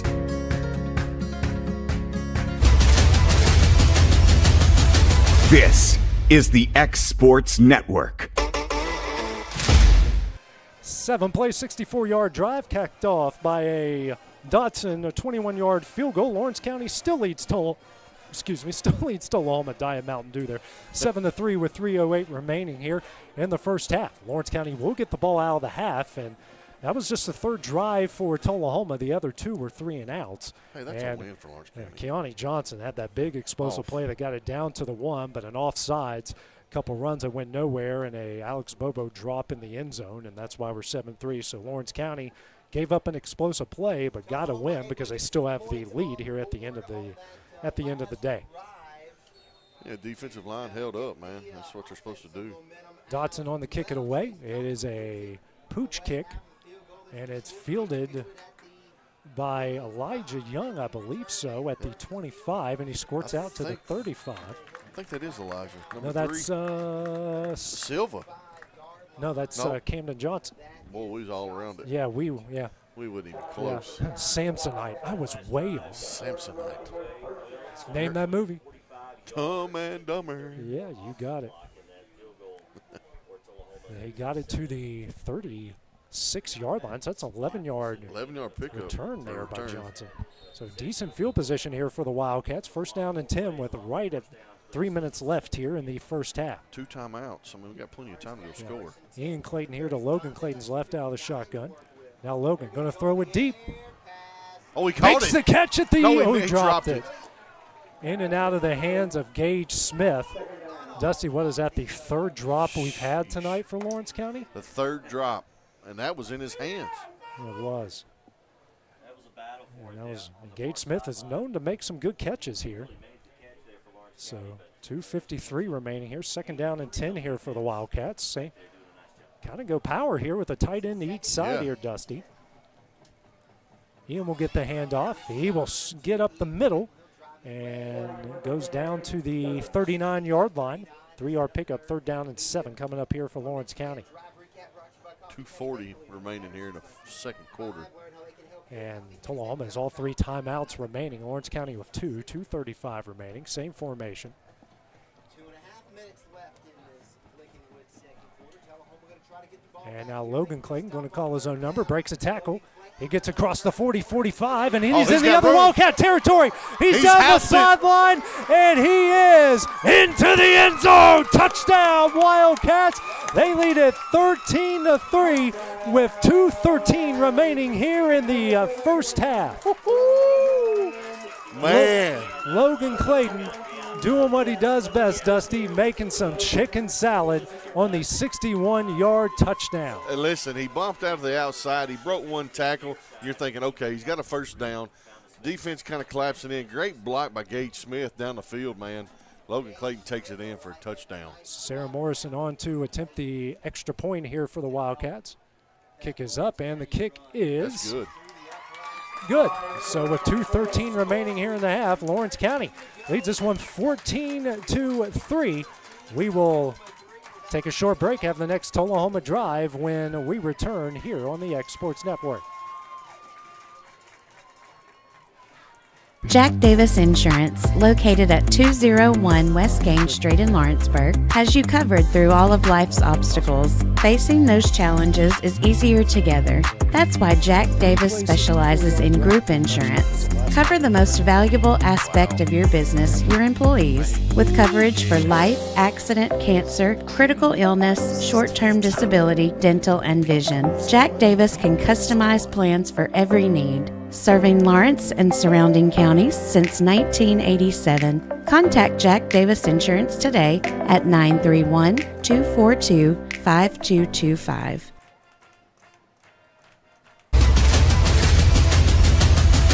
This is the X Sports Network. 3-play, 64-yard drive capped off by Logan Clayton's 61-yard touchdown run at the Sarah Morrison extra point. Lawrence County leads at 14-3 with 2:13 remaining here in the first half. As I finally adjusted the scoreboard to say second quarter. My apologies, ladies and gentlemen. I can't help him with that, folks. No, you can't. I don't know. In the words of Ron White, you can't fix stupid. Oh, I ain't got nothing to do with stupid. I just don't know what I'm doing. I guess I'm the mimic. No, I'm calling myself stupid. Hughes here to kick it away. High end over end kick. Keani Johnson, someone else will field it at the 23-yard line. And he gets wrapped up at they'll give him forward progress to the 27. On the return there was Caden Poff. So not much of a gain there, just a 7-yard gain, and not terrible field position here for Tullahoma, especially after what they did on their previous drive, going right down the field. Not. Lawrence County's got to do that right here, AJ. They've got to look for a little, not really a screen pass. I mean, he was throwing it down the field, but he can make plays with his feet right here. So 2 receivers to the right, 1 to the left, and you got Johnson behind Reed here out of the shotgun. He'll drop back. Here comes pressure. Reed throws, and it's just out of the reach of Zacchaeus Everly and out of the reach of Marvancy Johnson. Minute 58 left, brings up second down and 10. If he doesn't overthrow Johnson, Everly might take that to the house right there. He's taking it. He may run to your house from right here. Don't steal my food. We're going to Disney World tomorrow night. There's nothing in the fridge, Zacchaeus, I promise you. Minute 58 left here. Good pressure there up front by Lawrence County. 3 receivers to the left with the tight end to the right. Johnson behind Reed here out of the pistol. Now throws it out here to the right, and that one was in the dirt, intended for Johnson. Honestly, you kind of wanted him to catch it because that would have been a 3-yard loss. Yeah, it's been a loss of yards. But I think Johnson did the right thing and just letting that one hit the ground. I think that's what he was doing. He's a really good player. Yes, he is. Johnson is. Absolutely. Both Johnsons, Marvancy and Keani. Good basketball players, too. Yeah. Not looking forward to seeing those guys this year, man. That's going to be a heck of a team they're going to have. What are you talking about? 3 receivers here to the left, tight end to the right. Johnson behind Reed out of the pistol. Reed drops back, throws out here, and it is caught. And he's going to get into the other Wildcat territory and down to the 44-yard line. And on the catch there, huge tight end there by Siebel, Gavin Siebel. And Eliza Young, he almost had that knocked away. Yeah, as they will mark him at the Lawrence County 45-yard line. That's a huge first down for Tullahoma. That kid's 6'5", 220 pounds. Reed not going to call his own number up the middle, and he's going to break some tackles. He's going to have enough for a first down down the 23-yard line. 24-yard line, and the 34-yard line, and that is enough for a Tullahoma first down on the 11-yard pickup. Clock still running with 1:19. And I believe Tullahoma's going to call their first timeout, like you mentioned there, Dusty. Minute 18 remaining is where the clock stops. As Tullahoma have a first down and 10 from the Lawrence County 34-yard line. We'll just keep it here for the time being. So we talk about bending but not breaking here, Dusty, and that's what this Wildcat defense is going to have to do right here. Yeah, right here they got to step up. This is gut check time right here in the first half. You had a huge stop down here. Had a great drive by Tullahoma. We had a big stop. Got just got a field goal out of the deal. So right here, another big stop. We keep getting the ball. We keep talking about getting the ball coming out of the half. But here's what Lawrence County's defense. They got to step up right here and make a play. So they lead at 14-3 with a minute 18 left here in the half. This is the 4th drive for Tullahoma. Lawrence County has had 3. All 3 of them have gone in the Tullahoma territory. 2 of them have resulted in touchdowns, and the other one was a turnover on downs deep in Tullahoma territory that they eventually turned into a field goal. Right. So they have the ball at the Lawrence County 34-yard line. 3 receivers to the left, 1 to the right. Johnson behind Reed here out of the pistol. So they've got 2 timeout remaining. Each side has 2 timeouts remaining. Is now telling Jake Bradley he has to come out of the game here. Might have equipment issue or blood. Yeah, he's got blood on his elbow there. Oh, my goodness. So is he wearing the Flintstones or Ninja Turtles? Might be Hello Kitty, who knows. Johnson goes in motion. Reed drops back. It's a screen. And did he I believe that's John. No, that's Bobo. And he maybe got a yard to bring up 2nd down and 9. He did get a yard on the play. It was hard to tell if he caught it from right here. Yeah. So 2nd down and 9 coming up for Tullahoma. They love running those tunnel screens. Reed drops back. Pressure comes. Oh, here comes Carr, got him, and he threw it up. He was across the line of scrimmage. He's across the line of scrimmage. That was Marston and Carr combining on it, but he threw it away. They will call it incomplete. At least I thought he was across, but officials who have a better view than we do say he was right on the line. Falls incomplete. 3rd down and 9 coming up here for Tullahoma with 48 seconds left in the first half clock.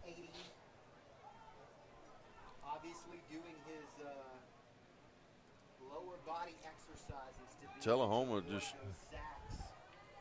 Same formation here for Tullahoma. Reed now rolls out here to his left.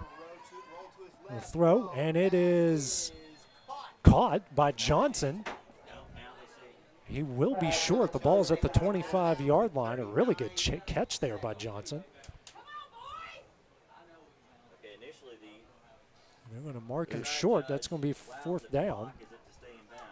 And now Tullahoma will call their 2nd timeout here of the game as they have 1 remaining. So they said he was in bounds there, Dusty. The clock stops at 39.7 seconds. This is a 4th down and 1.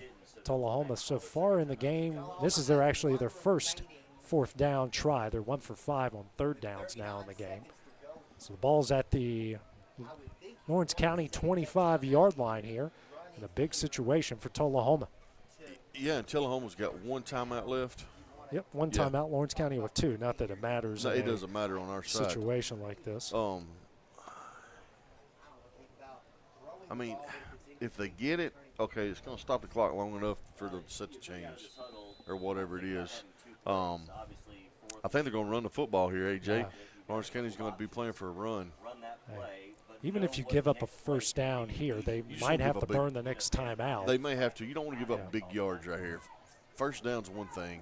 Single receiver tight end to the left. 2 receivers to the right. Johnson behind Reed here out of the pistol. And now Lawrence County, I think, is going to call their 2nd timeout. What a good job there by David Marston to call that timeout right there, right as they were about to run the play. So each side here with a timeout remaining. I think David's trying to see what they put out on the field.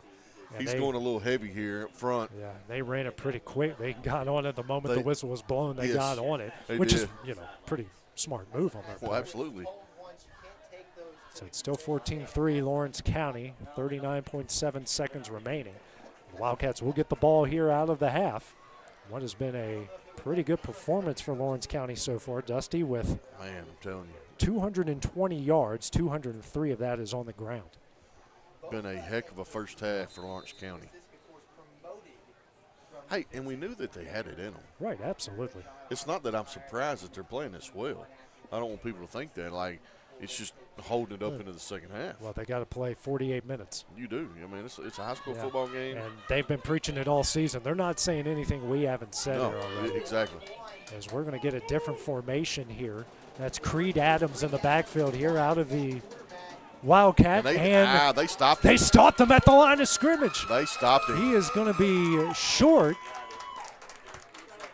You got one official that spotted it one way. The other official spotted it another. He's short. I don't think that's going to – it's not going to be enough as Lawrence County stops him short of the first down. What a great stop by the Wildcats. They'll take over 1st down and 10 with 32 seconds remaining. Ball right at the 25-yard line. What a stop. That's their 2nd straight stop with Tullahoma knocking on the door here. It was. And it looks like they're just going to take a knee and take this one to the half, which is a wise decision. It is. Here.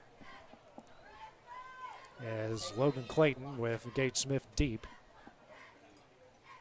Take a knee, and that one will end. I don't know why the clock ain't. There it goes. And that one will end the first half here. Lawrence County. Actually, did Tullahoma call a timeout here? Surely not. No, now they're going to go. No, they were just waiting here a minute. So, as they reset the play clock here, yeah.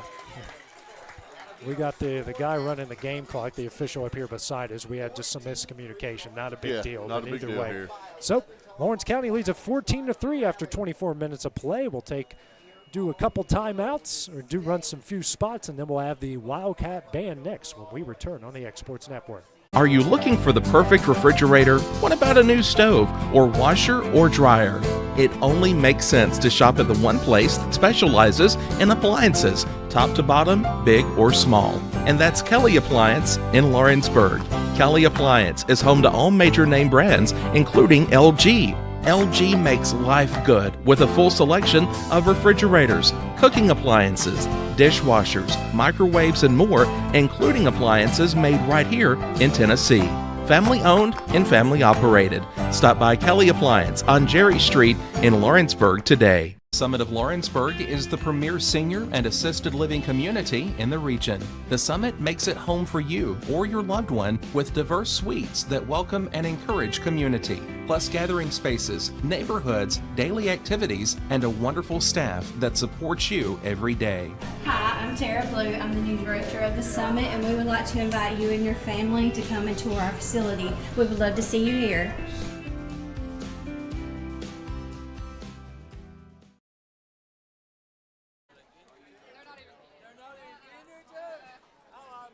Oliver Wellness and Massage, located in Pulaski, Tennessee, is your premier spa for massage therapy, salt therapy, IV therapy, tanning, and much more. Stay relaxed, look your best, and feel good at Oliver Wellness, located at 1187 West College Street, Pulaski, Tennessee, or contact Haley at 931-309-0462 or schedule your appointment online at 931massage.com.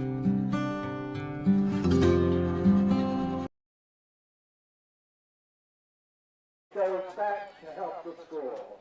Join me in thanking the Bank of Breakthrough for supporting Lawrence County High School.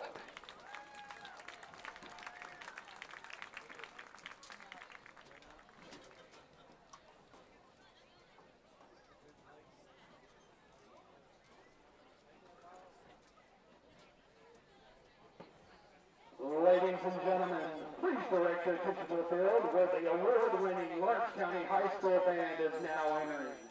The band is under the direction of Mr. Darrell Boston and assisted by Victoria Wilson.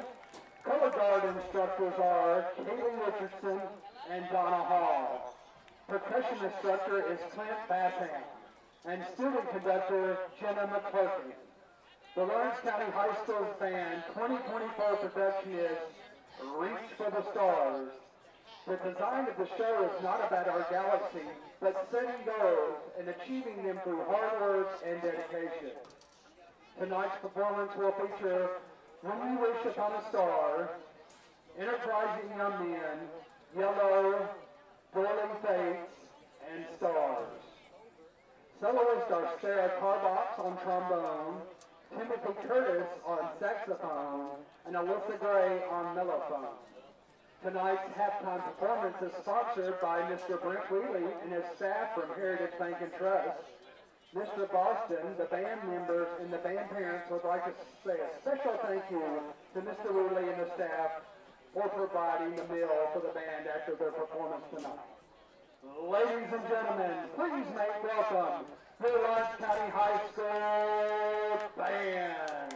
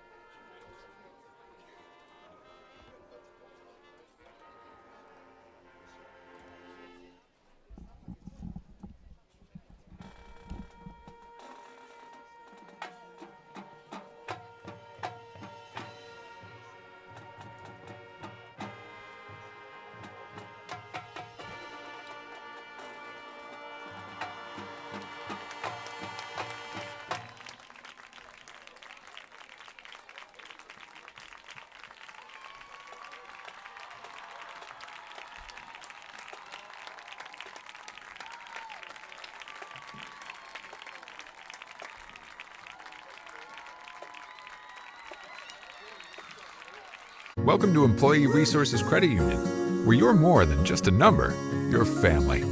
We provide financial solutions that rise above those of traditional banks. With roots stretching back to 1964, we've served 4 generations during constant industry changes. We're known for our low fees and incredible rates. Join us and experience the credit union difference. BRCU, not for profit, for service. Are you looking for a non-factory job environment? Livingstone Freight Solutions is a 3PL company that began managing warehouses in Tennessee, Alabama, and Mississippi. With our multiple shifts and experienced management team, our goal is to give you, as an employee, a safe family work environment and competitive wages. We offer a wide variety of employment opportunities from forklift drivers to management level positions. We also strive to offer a competitive benefit package and PTO options. For more information or to apply, visit us at livingstonefs.com or give us a call at 931-269-3255.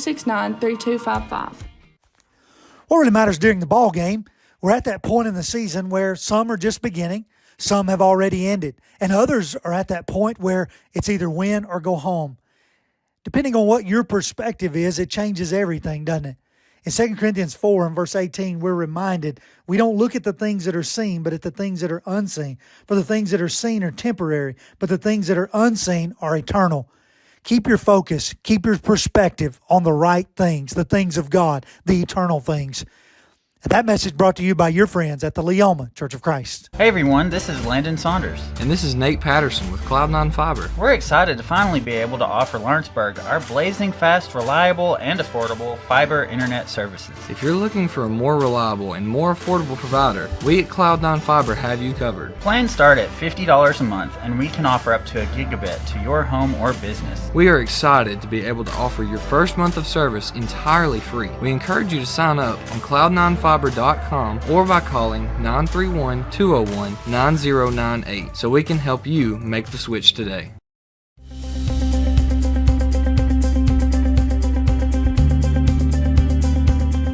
Arctic Air keeps your home or business comfortable. For more than 20 years, we've provided outstanding residential and commercial services through Southern Middle Tennessee. Whether you need assistance with your heat, air conditioning, preventive maintenance, or anything in between, trust our reliable team to get the job done. We'll take the time to figure out your specific needs and recommend what we believe is right and best for your situation. We've been using Arctic Air for over 15 years now. Their service is great, they're here when we need them, and their prices are competitive. They take the worry out of the heat and air so I don't have to. Arctic Air, when you need us, we'll be there.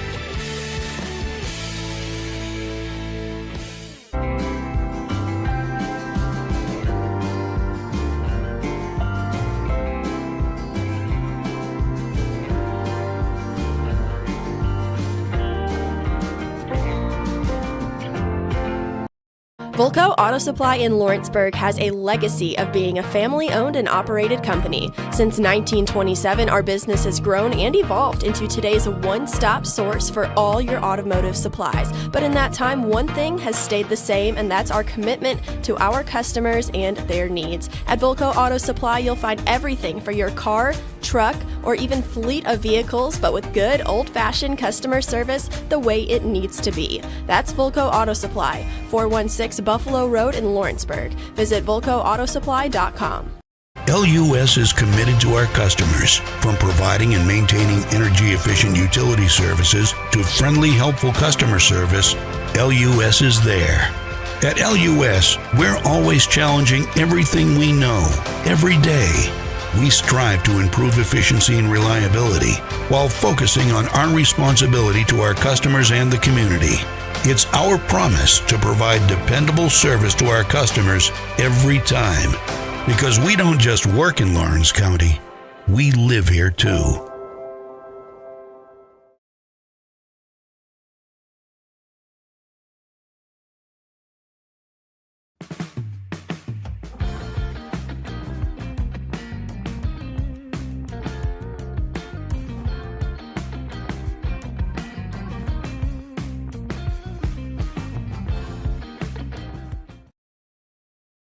Financial advisor Scott Beasley knows time spent with family is everything.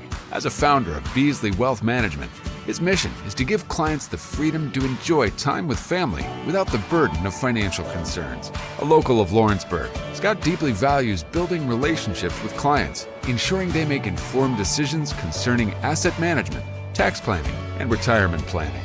Offering a free initial consultation, Beasley Wealth Management helps clients pursue their aspirations with confidence. Do you ever worry about having too much in the garage? What about where you're going to put the mower, or your ATV, or better yet, your mother-in-law?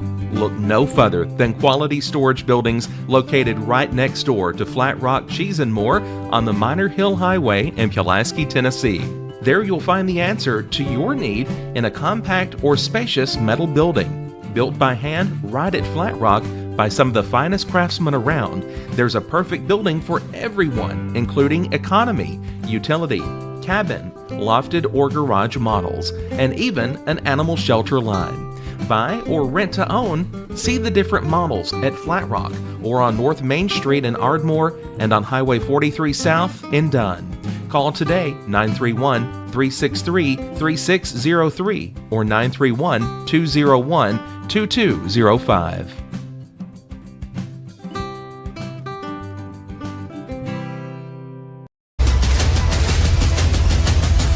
This is the X Sports Network. After the first 24 minutes of play, Lawrence County leads Tullahoma 14-3 as they will get the ball coming out of the half. Let's take a look here at the first half statistics. Starting first for Tullahoma, 20 plays, 132 yards, had 5 penalties for 23 yards. 1 of 5 on third down, 0 of 1 on fourth down. Marvancy Johnson, 6 carries for 13 yards. Their quarterback in Reed had a carry for 11 yards, 7 of 12 passing for 108 yards. And their receiver, Keani Johnson, 5 receptions for 79 yards. For Lawrence County, 34 plays, 220 yards, 4 penalties for 30 yards, 5 of 11 on third down, 2 of 3 on fourth down. Logan Clayton, 3 of 10 passing for 17 yards, had 5 carries for 113 yards and a score. Ian Clayton, 10 carries, 47 yards. Carter Pettigrew, 8 carries for 43 yards and a score. And Dusty, the stats right there just kind of tell the story of this game right now. Wildcat rushing game is going to work and doing some damage here against this Tullahoma defense. That's right, AJ. You said it. You know, we talked about Lawrence County coming out early, and they come out early and they said we're going to establish a run game, and Yard is going to stop me. And the defense said, you know what, we're going to come and we're going to make you earn every yard that you get, and that's what they've done. You think about it, 132 yards, 108 of that is through the air. That means only 24 have been on the ground, and 11 of that came on one play. Marvancy Johnson came in with over 800 yards rushing, averaging 133, or actually over 660 rushing, averaging 133 a game. They've held him to 6 carries for 13 yards in the first half. That's right.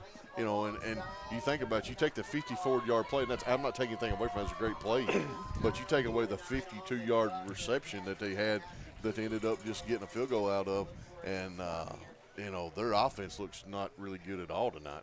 You talk about that play where they had it first down and goal from the 1, scored but got a false start, and then Lawrence County forced a field goal after that. Then right here at the end of the half, 4th down and 1 from the 25. They go to a Wildcat with one of their big running backs, and Lawrence County stuffed it. So they're winning the battle up front through the first 24 minutes here. They are, and hey, what about the drives in the first half? They got Lawrence County. They ended up jumping off sides twice, give us first down. Right. From a 4th down, we get a first down. Just a great job. I think about the long run Logan had. Yeah. He bounced to the outside, broke a tackle. Looked like he was just kind of going to try to get a first down, and he said, nah, boys, I'm fixing to house this one. 61-yard touchdown run there is Chase Dotson back to kick it away here. We saw him hitting a 52-yard field goal at halftime, and that probably was good from 72. Yeah. As Pettigrew and Clayton are back deep to return. Kind of a short kid out there, but boy, he's got a big leg on him. Yeah.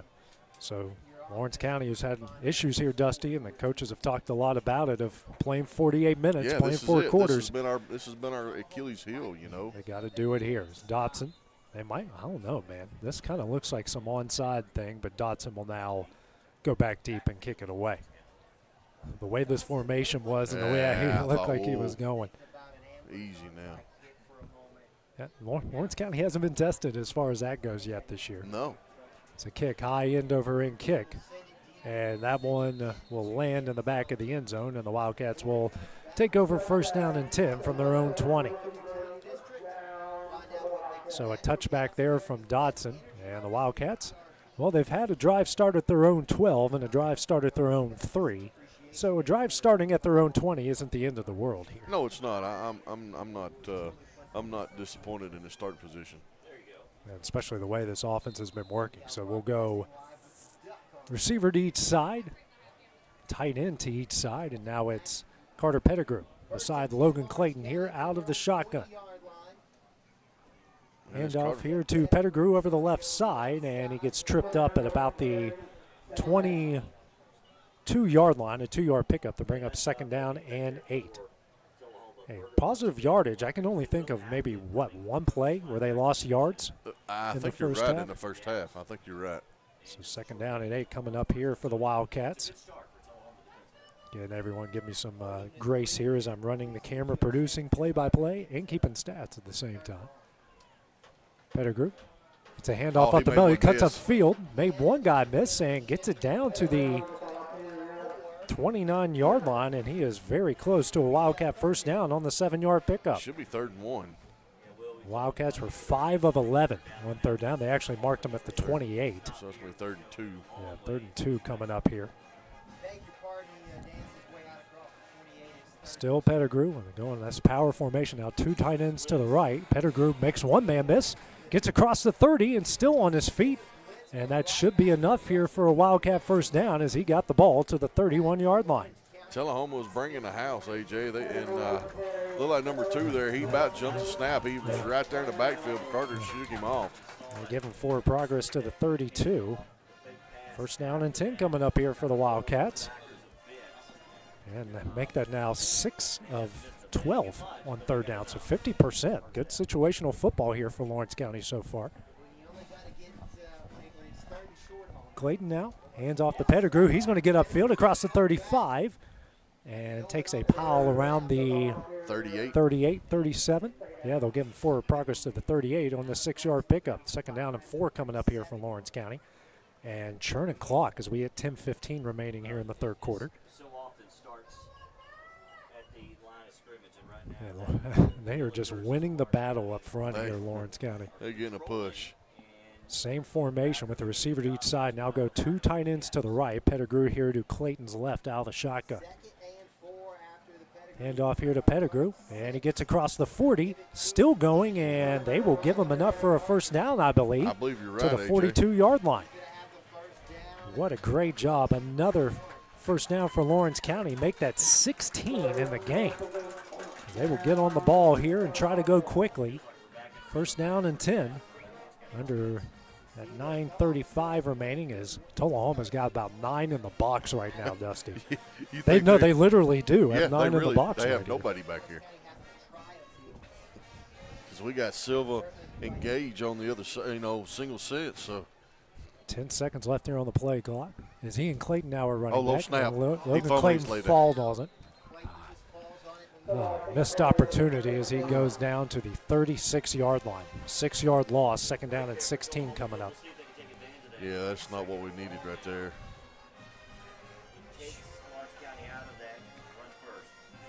It's kind of the risky run out of a shotgun. It is.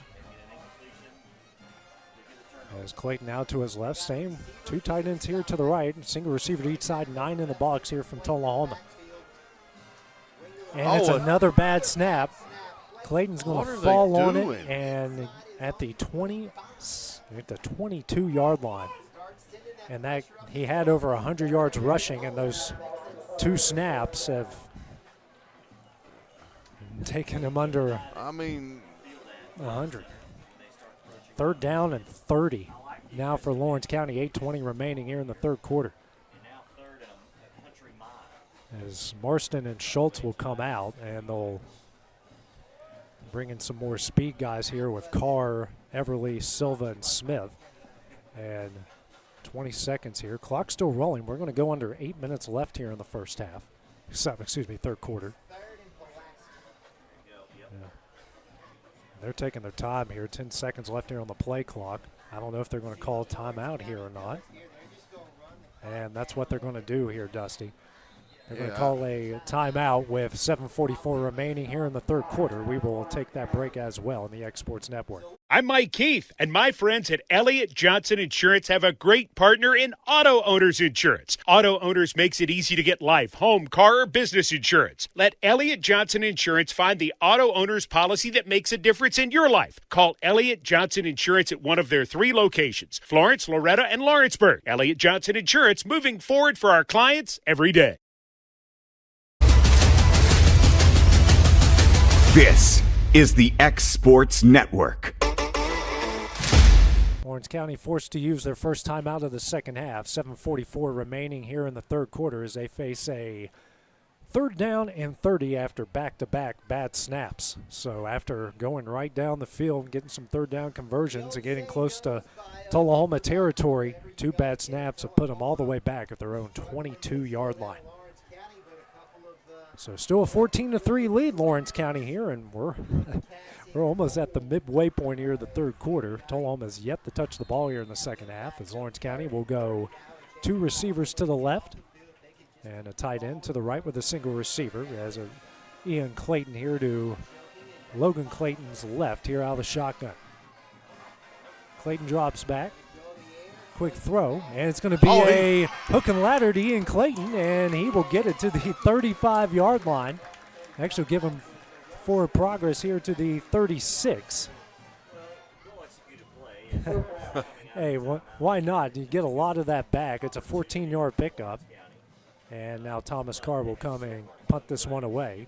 It's been very good punting it so far here for Lawrence County as Keani Johnson back deep to return here for Tullahoma. So see what they do here with the clock. They do, again, this 11-point lead. No rush here. 15 on the play clock. They do snap it back to Carr, and it's blocked. And they're going to take it the other way, and that is going to be a Tullahoma touchdown. He caught that in the air. He absolutely caught that in the air. Unreal. On the recovery and taking it to the house, it was Chris Heinigen, and he's going to make it a 14-9 lead with 6:53 remaining here in the half. Unbelievable. So Dotson on to attempt the extra point here. What a play, and so needed for Tullahoma. And that's about as clean a block and scoop as you can get. Why do they do that? It's going to be a miracle if he got that kickoff. Dotson for the PAT.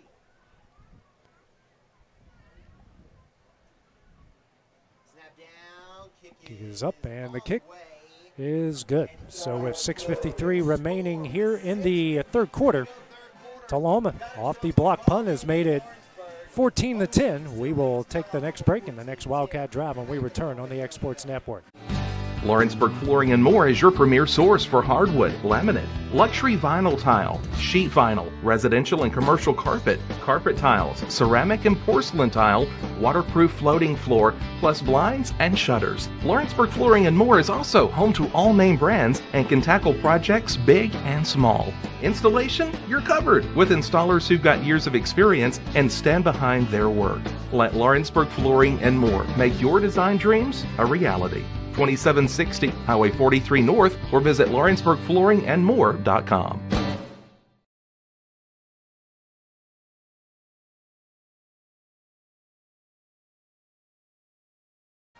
So a block punt, return for a touchdown makes it 14-10 Lawrence County with 6:53 remaining here in the half.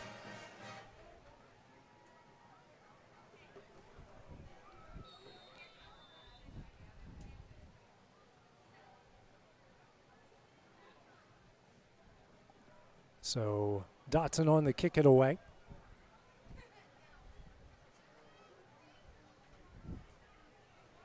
And the kick will go to Pettigrew, who's going to field it at the 5-yard line. And he will get stacked up and get it to the 23, and that's where the Wildcats will take over first down at 10. We got a hurt player on the field. We do have a hurt Wildcat. That is Pettigrew on the play, so while they come out and check on It's him. not Pettigrew. Pettigrew's walking off. It's number 6. That's Trinity Parham. So we'll take the break on the Exports Network. Are you looking for a job where you can easily balance work and home life? By becoming a local driver with Southeast Carriers, we can guarantee multiple benefits and a base pay starting at $17 per hour, along with a work-life balance so you can spend equal time on the road as with family. We also provide the latest updated equipment and technology to make your job as easy as possible. Southeast Carriers isn't just a company, it's a family, and we would love for you to be a part of it. For more information, visit our website at southeastcarriers.com or check us out on Instagram and Facebook.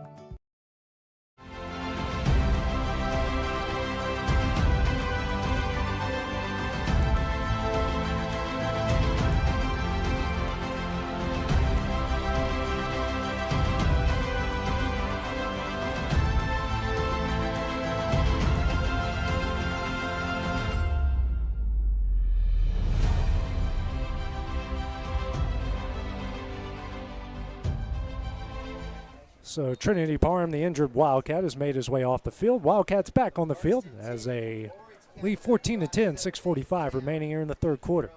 Handoff here, actually it's Logan Clayton. Going to keep it and take it to the 29-yard line, 6-yard pickup. I'll bring up second down and 4. He fooled me. He fooled me too. Ball at the Wildcat 29, second down and 4 here. Go 2 receivers to the left, tight end, single receiver to right. Ian Clayton to Logan Clayton's left here out of the shotgun. Hand off to Clayton up the middle. He's going to break through, and he's got the first down and a little bit more down to the 36-yard line. That's enough for a Wildcat first down. Keep feeding the monster here, which is the Wildcat running game. Just feed it. Back on the ball, 2 receivers to the right, 1 to the left, tight end to the right. Clayton, hand off to Ian Clayton, and he maybe got back to the original line of scrimmage. It looks like he's actually going to lose a yard to the 35. And Palmer, their big defensive lineman, brought him in the backfield. That's just the second rush for a loss. That is not a bad snap for Lawrence County here in the game. 5:30 remaining in the third. Second down and 11 here for the Wildcats. Now, quick throw out to Zacchaeus Everly. And he spins out of trouble, but then eventually brought down by a host of Tullahoma Wildcats to the 33-yard line. Yeah, that had some potential, but it sure didn't lead up to any. Yeah, blocks certainly did not hold there for Lawrence County. Now brings up third down and 13, and under 5 minutes left in the third, and Tullahoma starting to gain some momentum after that block punt. 2 receivers to the left, 1 to the right, tight end to the left, Clayton to Logan Clayton's left here out of the shotgun. Play action, throws it out, hits Everly, and gets back to the original line of scrimmage at the 36-yard line, and that will bring the punt unit out for Lawrence County after the 3-yard pickup. So 4th down and 10 as Thomas Carr will come out and punt it again. One thing I noticed on that punt there, Dusty, is Thomas took forever to try to kick that one away. He's going to, and I'm sure the coaches talked him up right there in this last series, how you going to speed it up a little. Keone Johnson with his heels on his own 33. Clock about at the 4-minute mark here left in the third quarter. Lawrence County still up 4 points. Snap back. And gets that one away. It's a line drive right at Johnson. Gets it across the 40.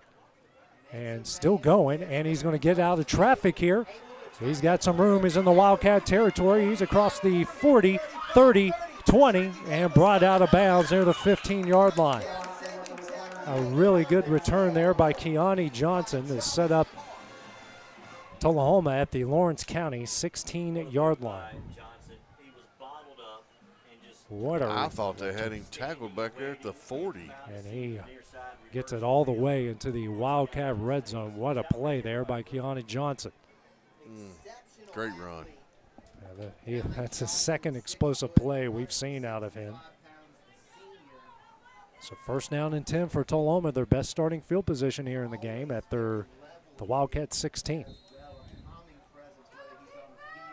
So Lucas Reed bringing the offense back on the field. Marvancy Johnson behind him out of the pistol. Two receivers to the right, tight end, single receiver to the left. Johnson gets the carry, and he's going to break a couple tackles. Doesn't get much further as he will get it to the 12-yard line. 4-yard pickup to bring up second down and 6.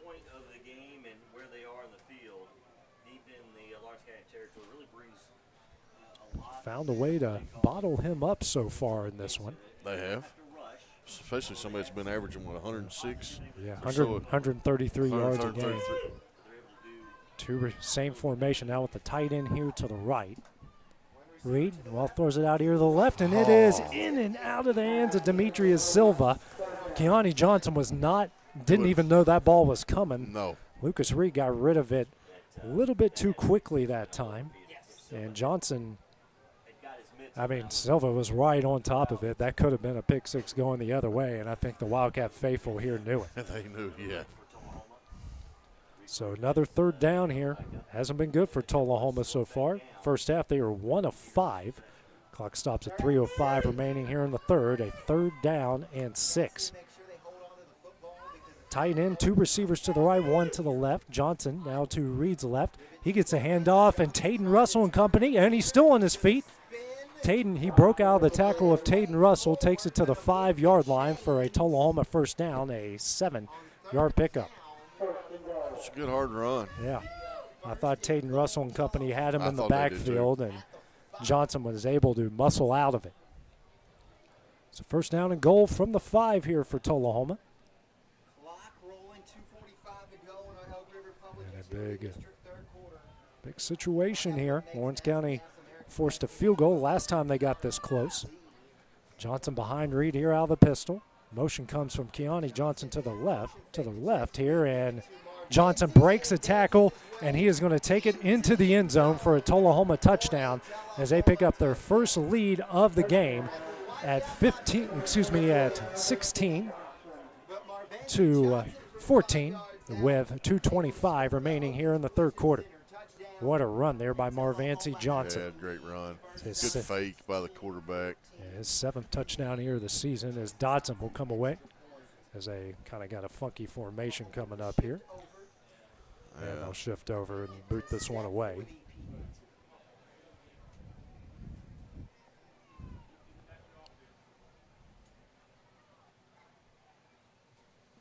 Snap is back, the kick is up, and the kick is good. So with 2:25 remaining here in the third quarter, Tullahoma back-to-back touchdowns, lead at 17 to 14. We'll have the next Wildcat Drive when we return on the X Sports Network.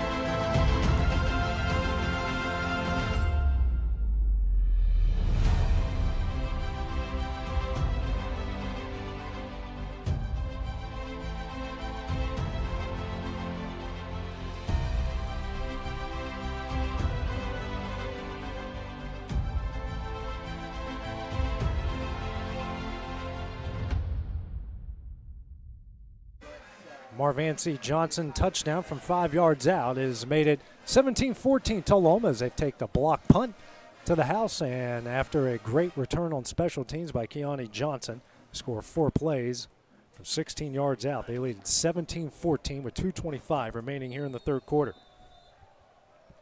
Dotson to kick it away. Pettigrew and Clayton back deep to return. Heels on their own 5-yard line.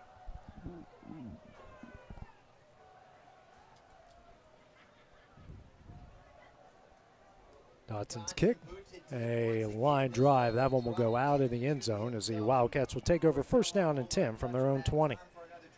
So the second time they've started from their own 20-yard line here in the half. So the air has almost been sucked out of the building here for Lawrence County, and the offense needs to respond in a big way right now. It has. This offense has got to get this crowd back in the game, and on the way to do that is get some explosive plays. 2:25 left here in the third quarter. They got to get the ball down the field. Two receivers tight end to the left, single receiver to the right. Pettigrew to Clayton's right out of the shotgun. Quick throw, and Clayton overthrows his intended receiver, and Demetrius Silva brings up 2nd down and 10. Stops the clock here at 2:22 remaining in the third quarter. Logan now 3 of 11 throwing the ball here tonight. Try to quick play action pass to Silva. Second down and 10 from their own 20. Schultz goes in motion to the left. And Pettigrew. And actually we had a penalty flag before the play. I thought I heard a whistle there. Yeah, he did. It'll be a false start against Orange County. We'll take it back to the 15. So 5-yard penalty. Lawrence County now 5 penalties for 35 yards here in the game. And not making forward progress here. 2:21 remaining. 2 receivers to the right, tight end. Actually 3 receivers to the right with the tight end to the left. Pettigrew here to Clayton's right out of the shotgun. Clayton now hands off to Pettigrew. And he's still going as he gets it across the 25-yard line. And they will mark him at the 26. So a really good run there by Carter to get him in a definitely a third and manageable situation here for Lawrence County. That's what they needed right there, was to get some positive yards. 3rd down and 4 coming up. They're going to go quickly here. And they got Tullahoma offsides again. Number 70. Or 78. That will take it to the 31-yard line. That's enough for a Wildcat first down. That is the fourth time that's happened. Time that has happened, and the penalty-wise, and it's now 6 penalties for 28 yards. 5 of the 6 have given Lawrence County first downs. So they just handed them a freebie right there. Clayton hands off here to Pettigrew. And looks like he will get to the 32 for a 1-yard gain to bring up 2nd down and 9. So got to give Carter and that offensive line credit to put him in position to even get Tullahoma to jump off to give him a first down. That's right. Minute 20 left here. Flip the formation with 2 receivers to the left, tight end, single receiver to the right, and Pettigrew to Clayton's right here out of the shotgun. 20 seconds left on the play clock. Clayton hands off to Pettigrew and gets to the 28. Excuse me, the 33, excuse me. It's a 1-yard pickup, and here comes 3rd down and 8 here for Lawrence County.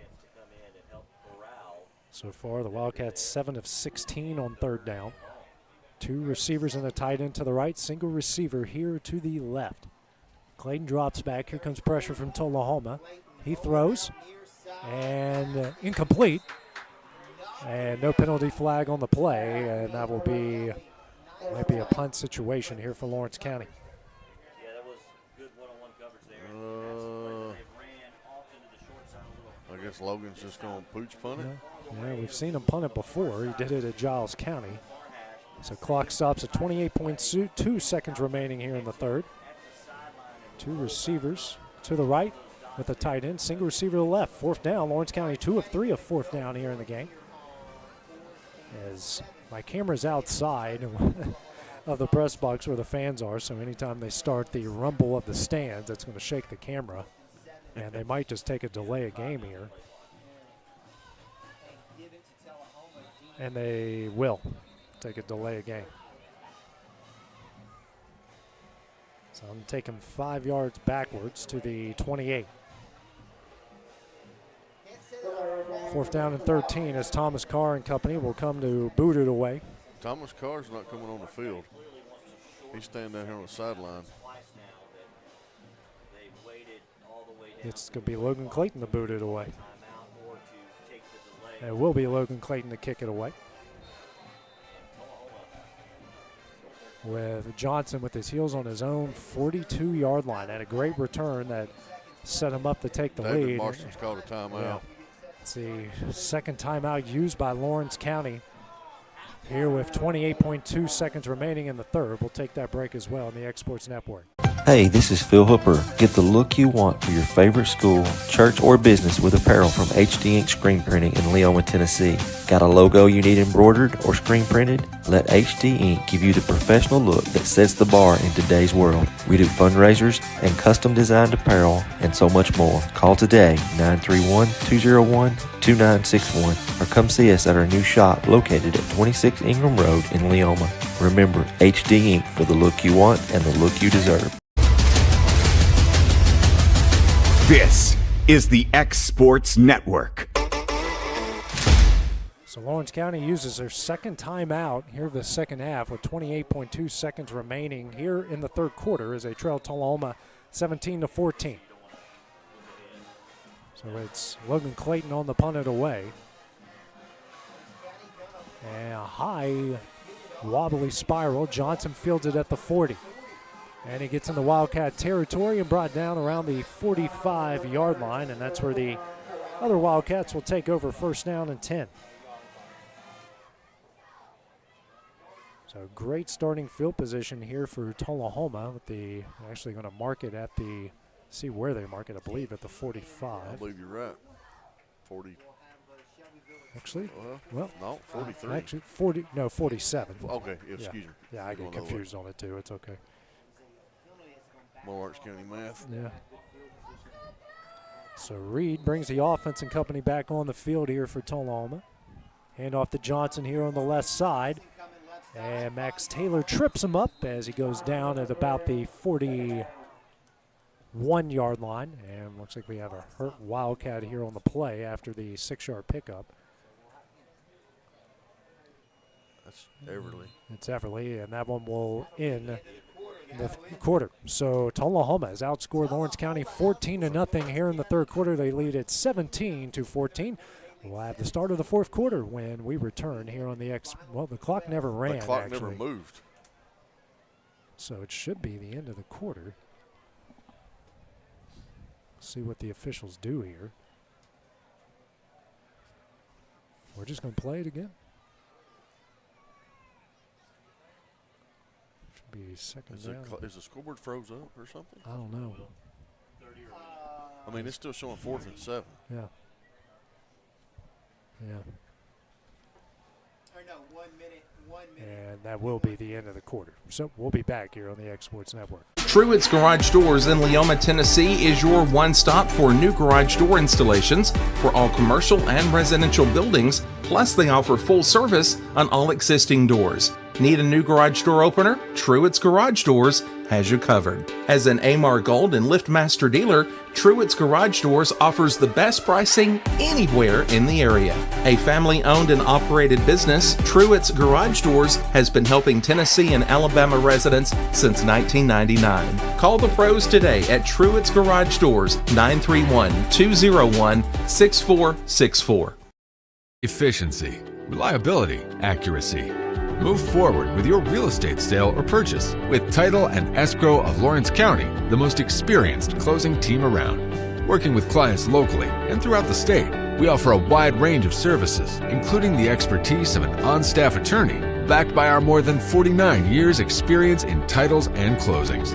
We get the job done on time at a fair price and ensure every last detail is correct. Our goal is to give you peace of mind. When you work with us, you work with people who live where you do. We understand the importance of the real estate community and strive to build strong relationships with all parties involved in the process. Whether you're buying a home, selling a business, acquiring land, or anything in between, you're in good hands with Title and Escrow of Lawrence County.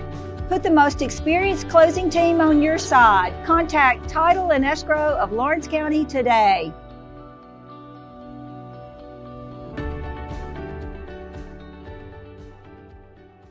You know, Storing Lee Furniture is not just some huge chain store, but we do have a 144,000 square foot showroom right here in Leoma, Tennessee. The Story family has worked together in the business for over 50 years now. and a familiar face is here to help you with whatever you need. That's what being a part of the community right here in the Tennessee Valley means. And if you have an issue, we're right here to take care of it. And don't forget free delivery. We invite you to come see us. We're Story & Lee Furniture. From our humble beginnings to today, Parks Lumber Company has continuously served Lawrence and surrounding counties for over a century. Although we started as a small lumber yard in 1896, we have grown to include everything you need to make your dream project come to life. No matter your building needs, our experienced staff will be with you every step of the way to ensure you receive the highest customer service and attention to detail you deserve. Visit us at 106 2nd Street or on Facebook. We guarantee you will see working with PLC is as easy as 1, 2, 3. For decades, First Class Charter has provided high-quality motor coach transportation services to the Tennessee Valley. With numerous safety and cleanliness accreditations, First Class Charter is ready to make your group trip a reality. Contact us today by visiting firstclasscharter.net. First Class Charter, the official motor coach company of the North Alabama Lions. The Hidden Garden, located just off the square in downtown Lawrenceburg, is your hometown oasis for massage, aesthetics, full hair and nail services, and body waxing. Gift certificates are available, and be sure to follow them on Facebook for their specials. The Hidden Garden, your peace, your place. 222 Pulaski Street, Lawrenceburg, Tennessee, or phone 931-762-9799.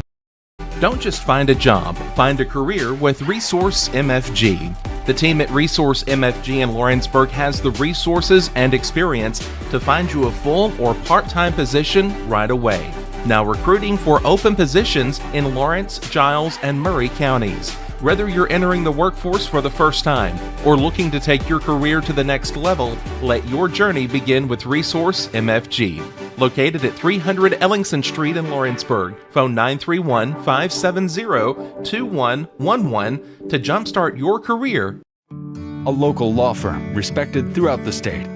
Generations of clients have turned to Boston, Holt, and Durham since 1948. We assist individuals and businesses with their legal needs, including real estate, property closings, personal injury, employment discrimination, and family law. Our clients get the personal attention and convenience of a hometown law firm with the resources and ability to handle any case. Come see us at Boston, Holt, and Durham.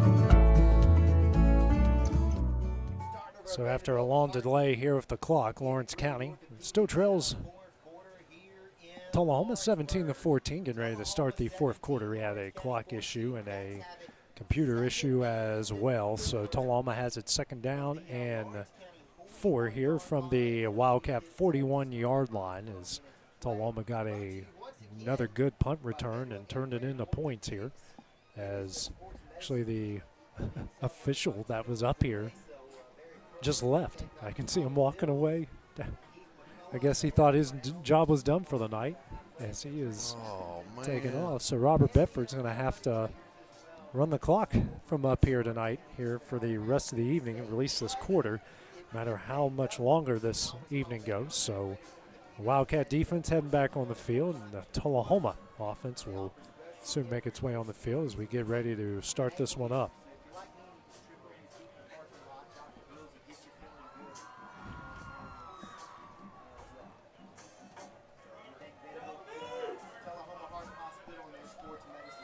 So 2 receivers to the right, tight end to the left here. Hand off here to Johnson, and breaks another tackle. He's going to take off down the sidelines, and he is going into the end zone. It is another Tullahoma touchdown, his second of the game and 8th of the season. 41-yard touchdown run, and that will make it 23-14 with 11:49 remaining here in the game. Wow, I mean, he just went to the outside and said, I'm going to house this one. So Tullahoma now with 20 unanswered points so far. I mean, this is just, this is pretty crazy here.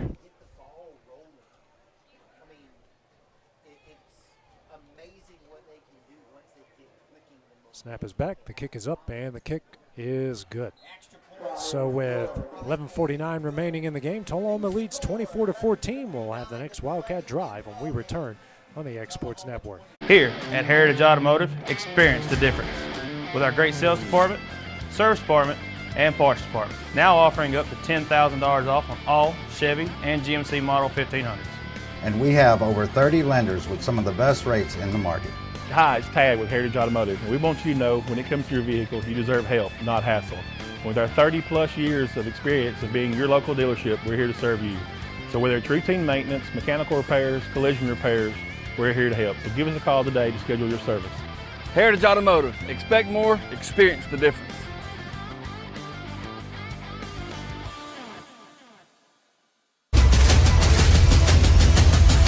This is the X Sports Network. Marvancy Johnson picks up his second touchdown of the game as he takes it 41 yards to the house at the Chase Dotson touchdown. And they lead Lawrence County 24-14 as they have scored 21 unanswered points here in the second half. So, what was a two-play drive? Two-play, 45-yard drive? Sure was. 11 seconds. Yeah. 11:49 remaining as Dotson will kick it away with Pettigrew and Clayton back deep to return here for Lawrence County.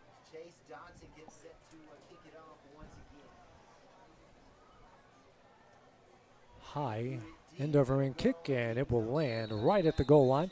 And the Wildcats will take over first down and 10 from their own 20-yard line for the third straight drive. So a 24-14 lead here for Tullahoma. And Lawrence County's offense, which was rolling in the first half and even in the first drive here in the second half, is plagued by penalties, miscues, but still plenty of time to make some noise here with 11:49 remaining. We just hope that one timeout remaining doesn't burn them at some point left here in this game. I was just thinking about that. We just done the one timeout with a whole lot of clock left. Ian Clayton in the backfield beside Logan Clayton. Logan to call his own number. It's Thomas Carr. He makes the catch, and he's fighting defenders, and he gets it to the 24-yard line. So Carr's third catch of the season brings up second down and 6.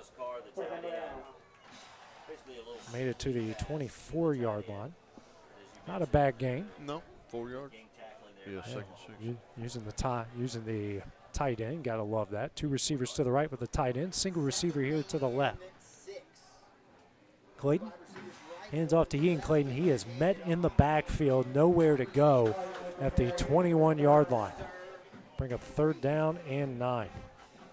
Yeah, that didn't go anywhere. It went backwards. As the defensive line starting to take over here for Tullahoma. Lawrence County back on the ball here quickly. Spread formation with two receivers to each side. Clayton drops back. Pressure comes. Steps up in the pocket. Breaks a tackle. And he's not going to get much farther after that as he goes down at the, I think it'll mark him at the 16-yard line. They pulled his helmet off. How is that not a face mask? Not sure. So it's just the first sack against Lawrence County. 4th down and 14 coming up. And the punt unit to come on here for Lawrence County. 10-10 remaining here in the game. It'll be Clayton back to punt it away here for Lawrence County. Back deep to return, Keone Johnson. Heels on his own 46-yard line.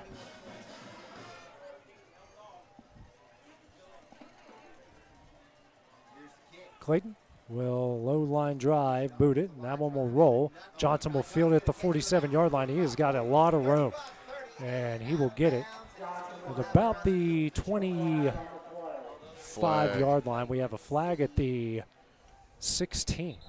So we'll see what officials are going to call here.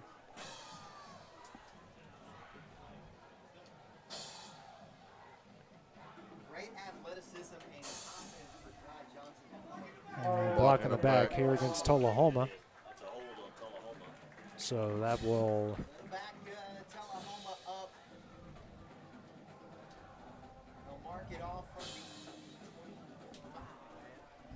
Mark it from the 25, and Tullahoma will start at first down and 10 from their own 35. Actually, from the Lawrence County 35.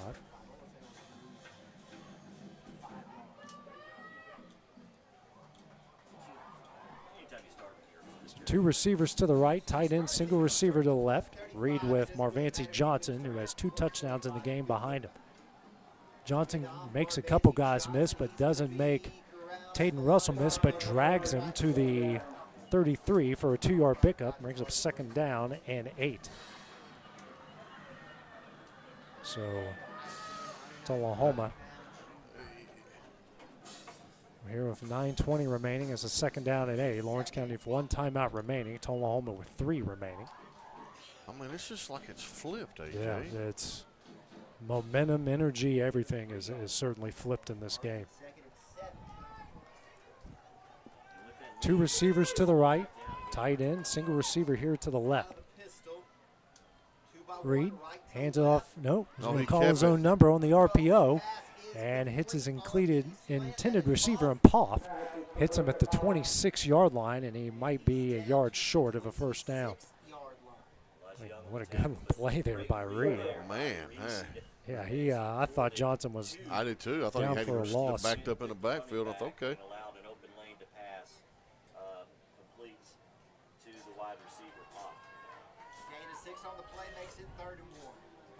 Third down and 1 coming up here for Tullahoma.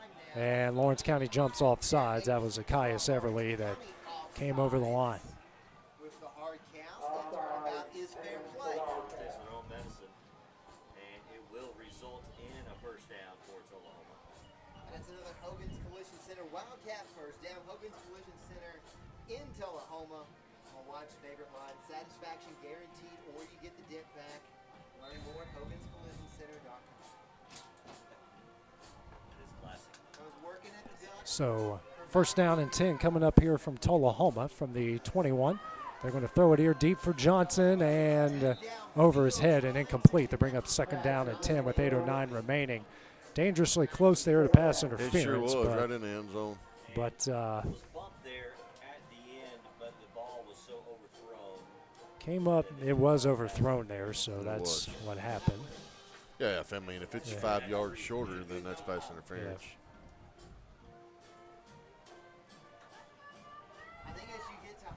Second down coming up here for Reed and company. Hand off to Johnson over the left side, and he's going to break a tackle, get the first down, and more still going on his feet, and will take it down inside the 10-yard line to the 7, and that will be a Tullahoma first down. Yep. 14-yard pickup. First down and goal coming up here for Tullahoma.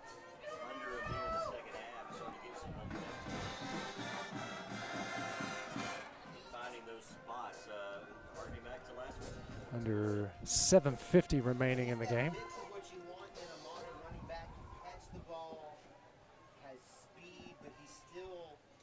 Power formation here. Johnson to Reed's right ear out of the shotgun. And penalty flags will fly here. And the Whiteout will call a false start here against Tullahoma. And we'll take it to the 12-yard line. So still first down and goal for the other Wildcats. Just a little bit more yards here to pick up. Clock still rolls, 7:30 here remaining in the game. It appears tonight that the longer he gets into the more carries, he's starting to get more momentum, and that's a good sign for a running back. Tullahoma wisely milking as much clock as they can here with a 10-point lead at 24-14. Reed and company on the ball. Johnson to his right.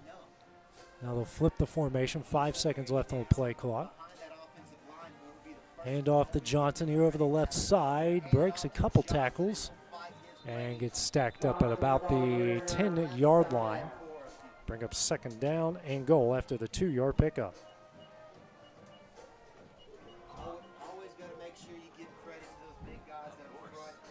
So Johnson so far after just 13 yards in the first half has 94 total, so 81 yards, 81 yards here in the second half, including that 41-yard touchdown run. 6:30 remaining in the game as Tullahoma gets to the ball, pistol formation, 2 tight ends to the right. Now he'll throw it here into the corner. Oh, what a and catch. Makes the catch, Keone Johnson, and that will be a Tullahoma touchdown as they now lead at 30-14 with 6:16 remaining here in the game. What a great throw from Reed to Johnson. Yep. And it's a 10-yard touchdown. I mean, you couldn't have placed the ball any perfectly. You couldn't have ran a route any better than Keone Johnson and Patrick Reed had the connection right there. That was just pitch and throw right there, just pitch and catch. Snap is back, the kick is up, and the kick is good. So with 6:16 remaining, Tullahoma now leads 31-14. Have the next Wildcat drive when we return on the Exports Network.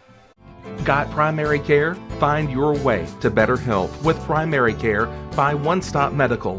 With decades of combined experience, you'll find a one-on-one relationship just like the old days, but with the convenience and technology of today. When One Stop Medical does primary care, it's the best. Call today for an appointment and find your way to healthy living. Serving Lawrenceburg, Pulaski, and Hohenwald. Phone 931-244-8220. Primary care by One Stop Medical at its best. This is the X Sports Network. Tullahoma, as Patrick Reed found Keone Johnson for a 10-yard touchdown, add the extra point. The other Wildcats with 28 unanswered leave Lawrence County 31-14 with 6:16 remaining here in the game. Tale of two halves, Dusty, and Sure is, buddy. we've seen it a couple times already this year, and it's unfortunately reared its ugly head here once again. Yeah, I mean, it's just like a nightmare. It's Groundhog Day, except we don't have Bill Murray. Dotson to kick it away. Boots it deep. And this one lands 7 yards deep, and the Wildcats once again will take over first down and 10 from their own 20. So 6:16 remaining, trailing by 17, and one timeout.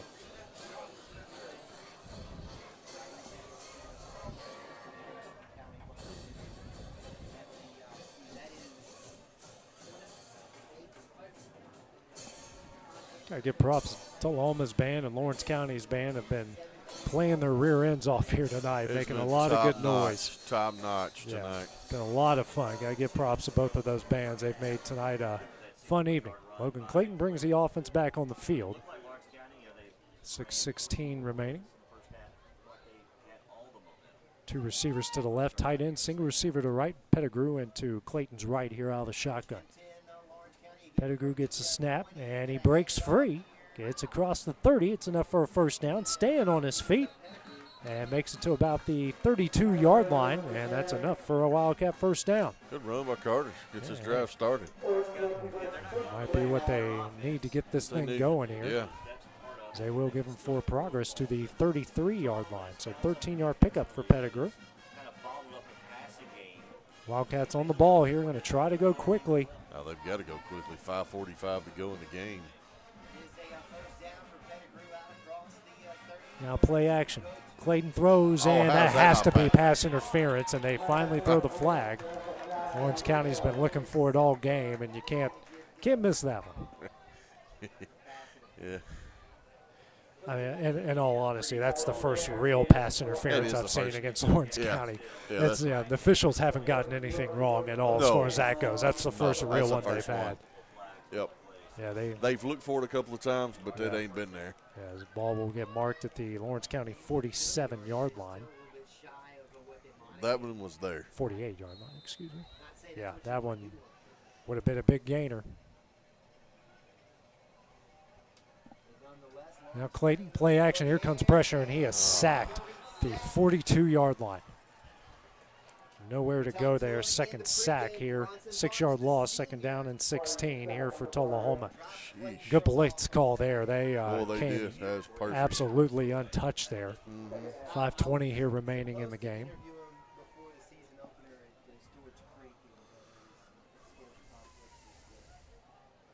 Second down and 16 coming up on the 5-minute mark. Single receiver tight end to the right. 2 receivers here to the left. It's still Pettigrew. Logan Clayton's left. Pettigrew gets a handoff, and that went nowhere. He maybe got to the 41. They will give him forward progress to the 41. Third down and 17 coming up here for Lawrence County. Trey Palmer, that's him. He has been him in the second half, man. He challenged himself at halftime, and you can absolutely tell he has been a hoss here for Tullahoma. Yeah, that's where you get to challenge yourself. You're right. Third down and 17 coming up. Clayton drops back. He's going to throw it here deep. He's got Everly and overthrows him.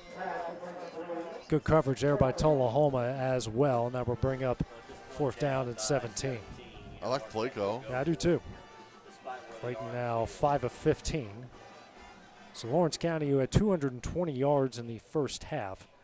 Second half, they have, as I'm trying to do some quick math here, so 243 yards in the second half. So 4th down coming up for the Wildcats. Will keep the offense on the field. They have to. 4:24 remaining. 4th down and 17 coming up. Clayton drops back, throws, and he's got Gage Smith who drops it. And that's where Tullahoma will take over 1st down and 10.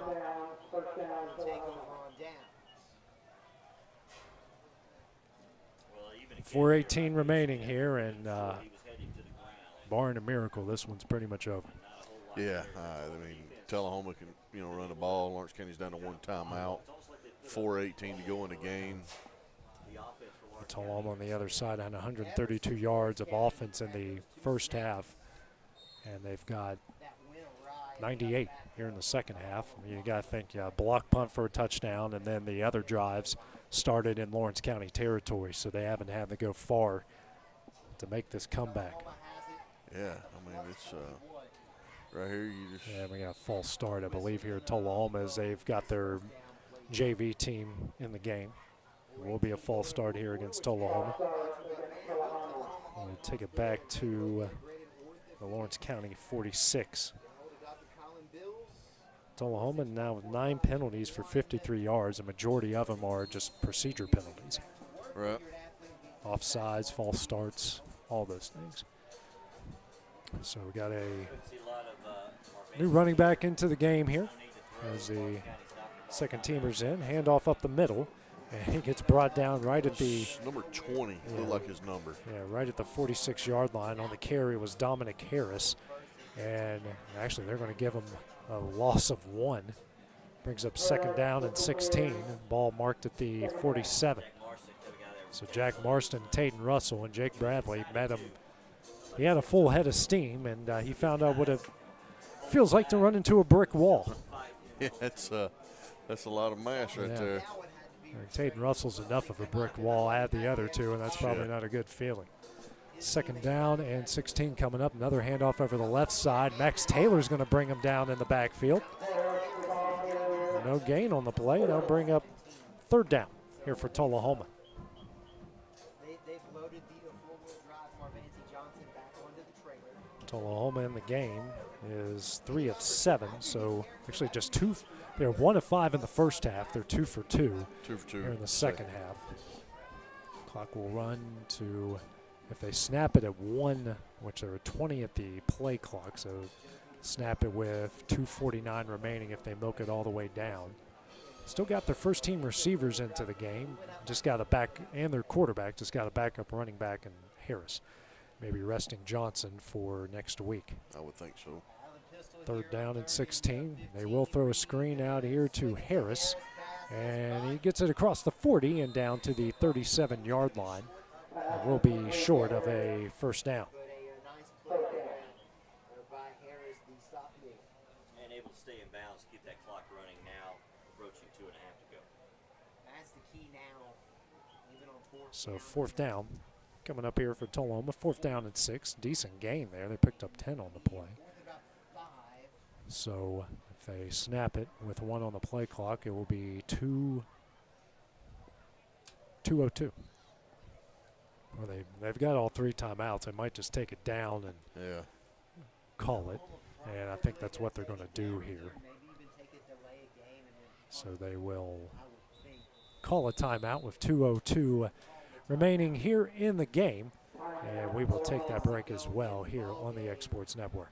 Make your lawn a legacy. At Legacy Lawn and Landscapes, we put more than 16 years of experience into your goals. We won't meet your expectations, we'll exceed them. We offer consultation, installation, maintenance, hardscapes, construction, and land clearing services. Owner John and Jamie Brewer with their team are dedicated to providing the highest quality landscape services to commercial and residential clients in Middle Tennessee. Service, teamwork, results. That's how you leave a legacy. This is the X Sports Network. 2:02 remaining here, actually 2 minutes remaining in the game as Tullahoma's used their first timeout. They have a 4th down and 6 from the Lawrence County 36-yard line.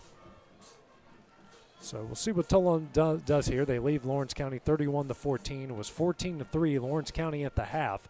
And Tullahoma, by the help of some good special teams plays, including a block punt for a touchdown, some good punt returns, short fields, scored 28 unanswered with a 31-14 lead. So they will go for it here on 4th down and 6. Hand off to Harris, and he gets out of a lot of reaches, and he will get enough for a first down as he crosses the 30-yard line.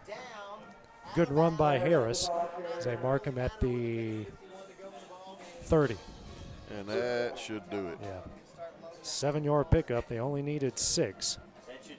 Yeah. Lawrence County just 1 timeout remaining, and even if they use it, will not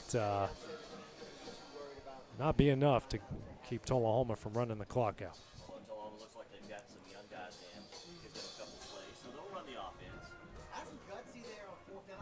So actually he ran out of bounds, so the clock stops at a minute 51. Reed, actually new quarterback in, Harris, and Hageman meets him at the 30-yard line, and he won't go much further after that. Brings up 2nd down and 10.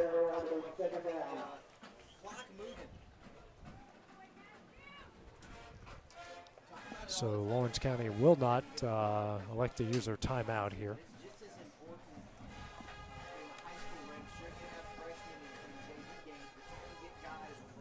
So backup quarterback into the game, and it looks like all of their backups for Tullahoma are in. Lawrence County starting to sub in some guys as well. 20 on the play clock, so they'll snap it with 54 left if they bleed it all the way down. So I have to run at least 2 more. Something happened. Might have been. Looked like a Thomas Carter. Looked like he might have got a penalty. Yeah, so that's going to be a first down.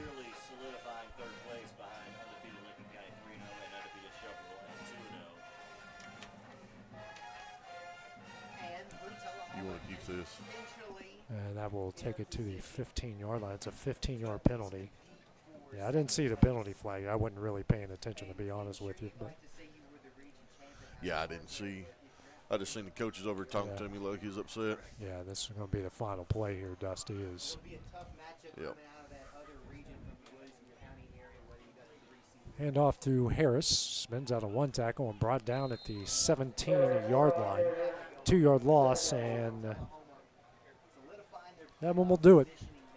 Clock will roll to 15 as everyone will shake hands here at midfield. Lawrence County is going to drop to 2-5 overall and 1-3 within the region. Tullahoma will improve to 4-3 overall and 3-1 within the region. So, Dusty, what are your final thoughts here on this game here tonight? I don't know, AJ. I don't know if I got a lot to say except chicken salad, chicken whatever. Lawrence County played a really good first half, second half. So I'm just going to call it like it is, stunk it up. Tullahoma, on the other hand, hey, props to them. They had their backs to the wall, man. They come out of the half and they punched Lawrence County in the mouth. They run the football well, played really good on defense. So hats off to them. And Lawrence County's going to have to get on the drawing board again. Let's see what happens this coming week. Bye week for Lawrence County. No game coming up this Friday. They will be at Shelbyville 2 Fridays from tomorrow, and we'll have coverage of that on the X Sports Network as well. So for Dusty Kaiser, this is AJ Good. Have a nice weekend. I'll see you tomorrow night from Summertown. This